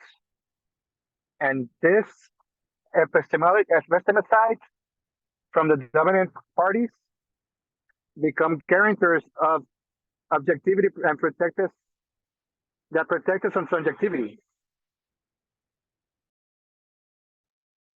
So how does this from the scientific method becomes into feeling? It has no validity. That's just a belief. Everything has to happen through rational part. And that breaks the way we think, the way we feel, the way we think. We are people who feel and think. We have cosmos. It's just not the rational side. We base on subjectivity in how we feel and how we are. And this is important. And it's linked to our relationship with the cosmos, with Mother Earth, with our ancestors, with the new generations.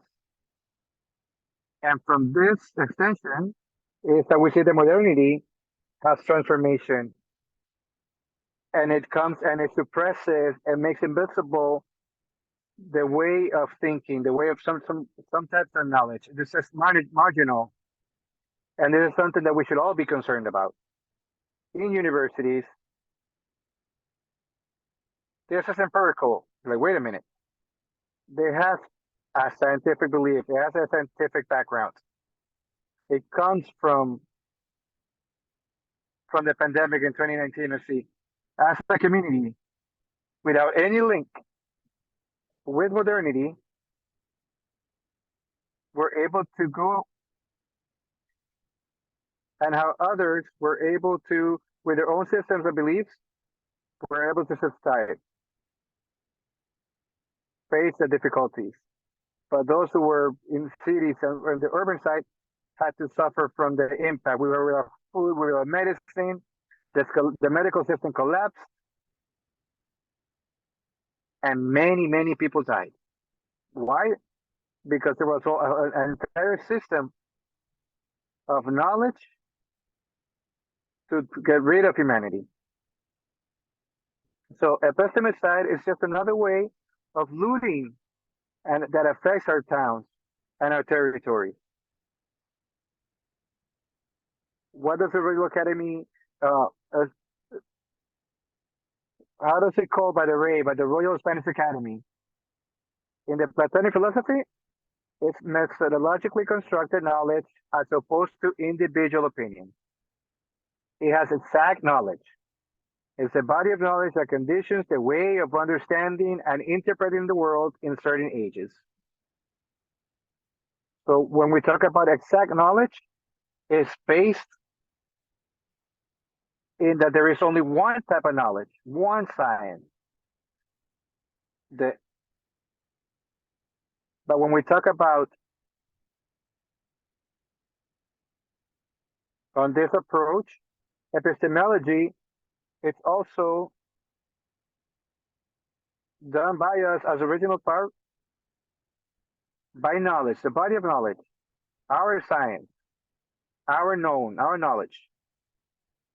Stop saying science, tradition, practices. It's time to stop saying, we need to stop. We also have science. It's no less science than the ones that already exist. And through knowledge, where there are regional towns with their own agricultural systems, with their own economic systems, health systems, with cosmovision, with justice systems, we have backed up the Mother Earth. We have the seeds. We have taken care of life. Where are the main issues? In the territories of original people.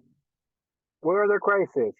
Where the people have come in power and root and break and their territories. Where is contamination? Where's pollution? Where is the people who come in because they want to have power and take control without caring for life and territories in humanity? So we got to recognize that we have our own systems and science. We have our own specialty. So in short, it is a body of knowledge constructed under a methodological paradigm that conditions the ways of understanding and interpreting the world in a given space-time. We're trying to break apart from customs and beliefs.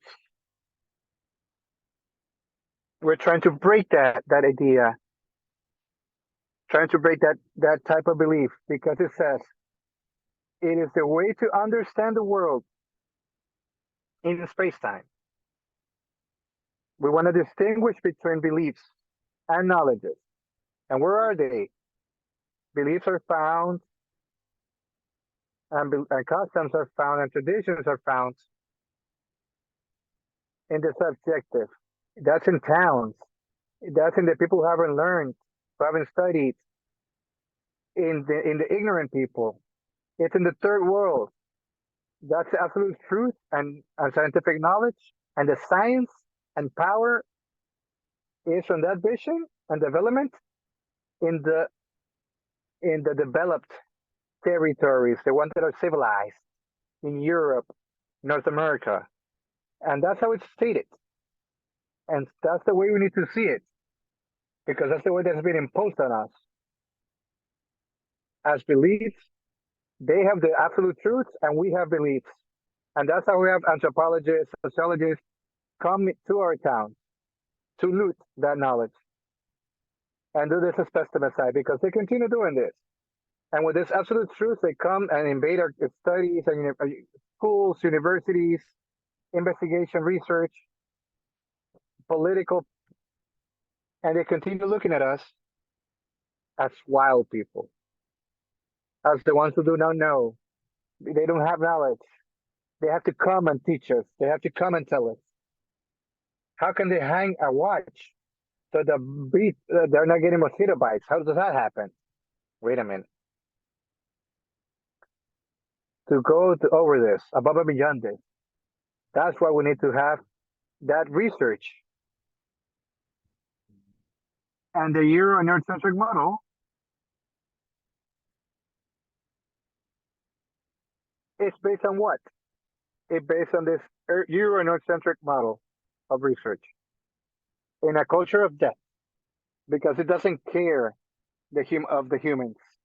It does not care about the life of the people they're looking, of the women, of water, of the land that feels, the lake that feels, the women and the children who feel, the town that feels, that has a culture, a collective culture, own systems.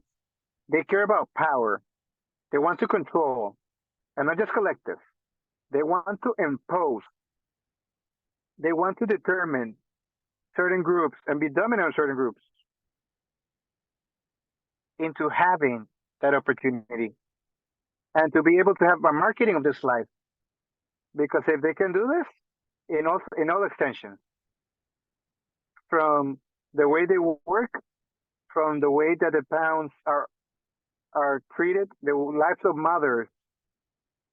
And what do we call this? We call them a culture of death. We're trying to face climate change right nowadays, right? We're facing the phenomena of the Niño and Niña. And where do they come from? What's the root cause? Where is this culture of death coming from?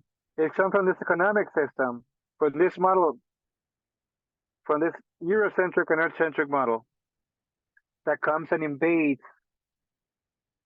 And if we see where we are, and it becomes part of our system, part of our being. Another element that we need to highlight is how this Euro and Earth-centric approach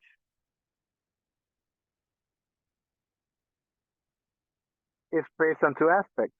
One is universality, an accurate knowledge, one unique civilization, one civilization model. modernity, marketing, the capitalism, that each one has neoliberalism as a civilization model, the one that it's the ones that count, the ones that is imposed over others, that is different, without acknowledging that there are others. Because this knowledge brings us to the nihilism. Civilization, we talk about progress, development. We have underdeveloped, of course. You in the third world, you in indigenous people, indigenous countries, you the illiterate, we are the wise. We bring progress to you. That's a matrix. That's a universality. The individualism is based on individualism and not in collectiveness, not in the community. And you were left behind.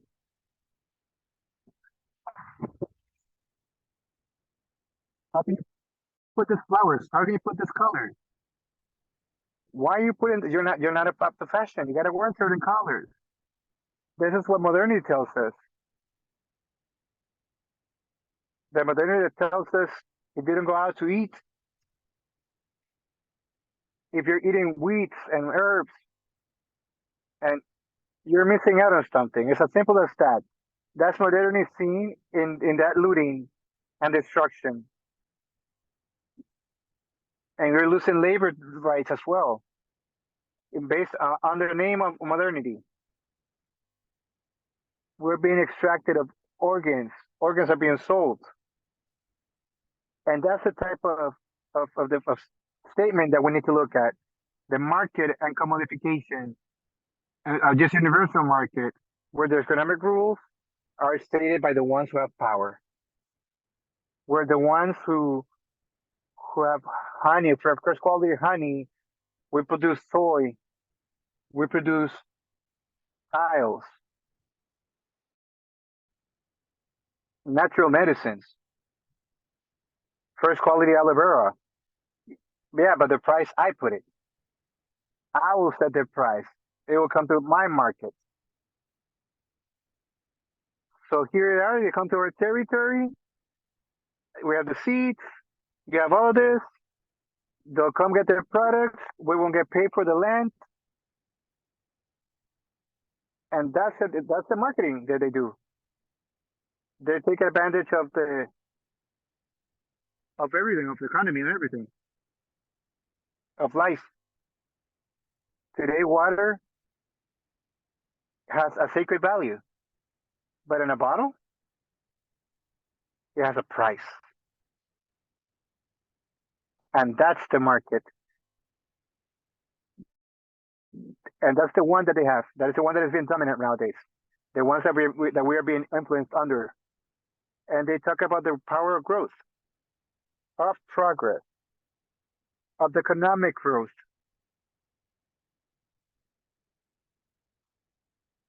From the powerful,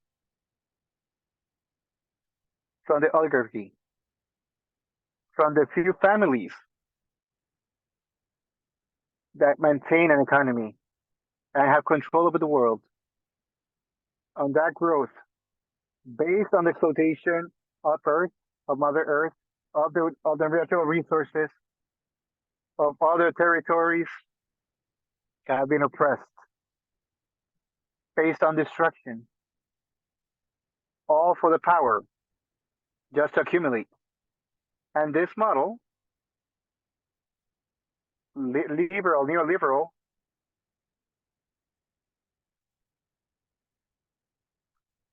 how can this only system, it's a civilized model, because it's telling us you are underdeveloped. You are from the third world. We are from the first world. One day you will reach us. There's a linear cycle that is dominant in this system.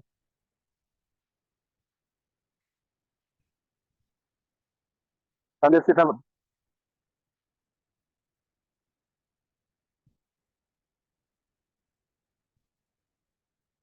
Even from our countries.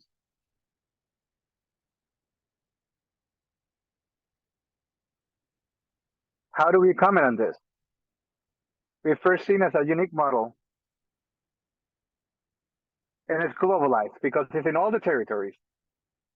It's in all the world. It's universal. It's only one. It's unique. It's unquestionable. It's globalized. It's modern tech, neoliberal, and homogenic scientific thinking. Where technology and neoliberalism are the strength that are guiding them. And this is the one that's dominating us. And this is the one that based on the science, the only science based on them, right, quote unquote. Another element that we need to look at is the two dimensions of modern knowledge. We talk from the separation from the real world that occurs historically in Western society, and the ways in which knowledge is constructed on the basis of these successive separations. How modern knowledge is articulated with organizations of power, especially colonial imperial power relations that constitute the modern world. These two dimensions are solid support for a discursive destruction that naturalizes the social sciences or modern social knowledge. What does this mean? We are being stated historically. Here we have a Western society. They have a universal science that is the one that separates. So we have a rupture of the body and the mind. And then we have a religious separation and the subjectivity. And these dimensions are the ones that build a way of thinking. And with that system, they get to the system. That's how they create a system of power. And with their relation of power, they can establish certain relationships for colonization, for imperialism, and with other worlds, and with other towns, denying the existence of sciences, of your knowledge and beliefs. How does this happen? In the religious side, first you have a God, the omnipotent creator of everything, including man, lifting him above all creatures on earth. You're talking about the man, right? Women came from the rib. The man gave her the rib and gave him the opportunity. So the man is the center of the world. The man who's the dominant, at the center, the controller and dominator of nature. That's the approach of that God, omnipotent. And then it's reproduced in all the systems, in our lives, in our families, organizations, relationships, economic relationships, political relationships. The white man as the center of the world now, as a controller and dominator of nature. So I come here with the capital,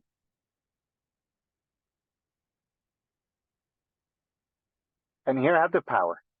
I can control. I can tell you how to avoid rivers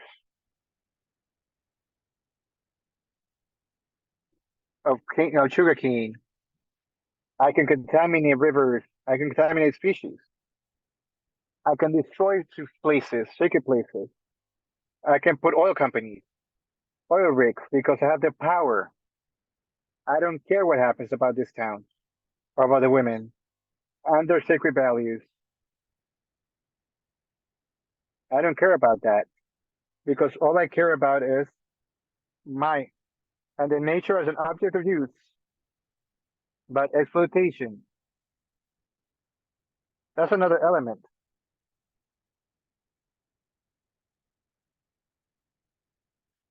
Nature is just to exploit it for the service of the nation of the white man.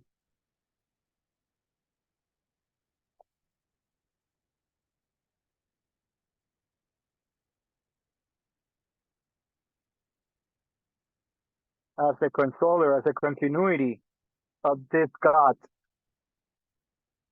who controls, who is the center of the world, who has value above everything, and then nature as an object, as a resource. And that's another element. And the multiple separations between mind and body. And that's a separation of this system. The world's on a significant order now. It is specifically expressed. It's no longer meaningfully order, it's expressly dead. There is no interest in being in tune with the cosmos and the world. The world is a spiritualized mechanism, grasped and interpreted only by reasoning. It has no life, meaningless. Seen as water, I drink it, I take it, I let go. I can't talk to it. It doesn't tell me that this has life, it has energy, that it has a history, that the grandmother in that corner has something to tell me from my reasoning, that the food that I'm about to prepare, that I'm going to eat, gives me life. No, there's a separation there. This is spiritualized, and it's only expressed through logic. There's a gap. It's all meaningless. Human beings replace an instrumental.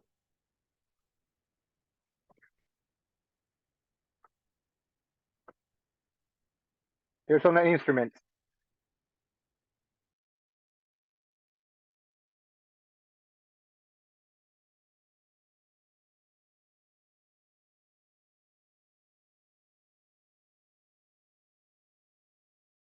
And this breaks our different cosmos, our different cosmovisions. Everything is separate. Everything's a system. I'm going to try to go a little faster here. These multiple separations generate a rupture that occurs in modern society, quote unquote, general population, those who don't know. The world of the specialists, of the experts, those who know. The rest, what does that know? What does 56-year-old woman know? What does that ancient woman know? What is she living? She's living in a hill. What does she know about science and modernity in that world from the Western point of view? But the specialists come in.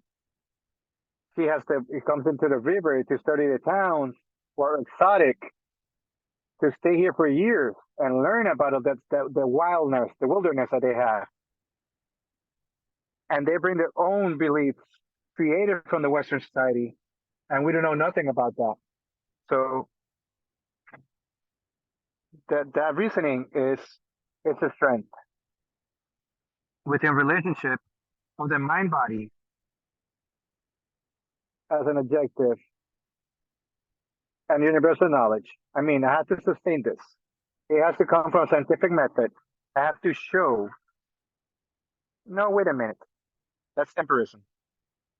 And based on those theories, on that science, forgetting about the grandmother science, I don't care what she knows, all this history that she has accumulated from 4 grandmothers, or from over the hundreds of years. I was talking about 412 years of knowledge that she can tell me, based on science and knowledge. But since the scientific method comes and tell me, that's just empirism. And it separates my mind and body, where you're indigenous and you have to understand what we're saying. And science is annulled. I think the time is getting to us. We're coming to a close. We'll stop right here. Dune, do you have something to tell us?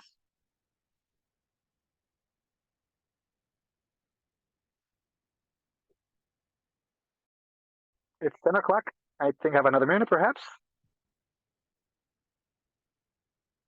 Well, we're going to stop right here today. I want you to please continue reading the presentation and also do reflections on the topic. Since I know the time here is always going to be short, we're always going to be short on time. We're probably having the next session start. We'll ask one of the partners to put in the share to tell us a bit of a 5-minute invocation for next week. We're going to continue with Africa and Asia, do a summary of this part, and then continue with the continue. I want to thank you all for your support, for everything you contributed today, for all the knowledge that you brought today. Thank you very much for everything. Have a great day. You too. Bye. Take care. Have a good one Goodbye. too. Have a good day. Take Thank care. you. Goodbye. Bye-bye. Thank you. Goodbye. Bye-bye.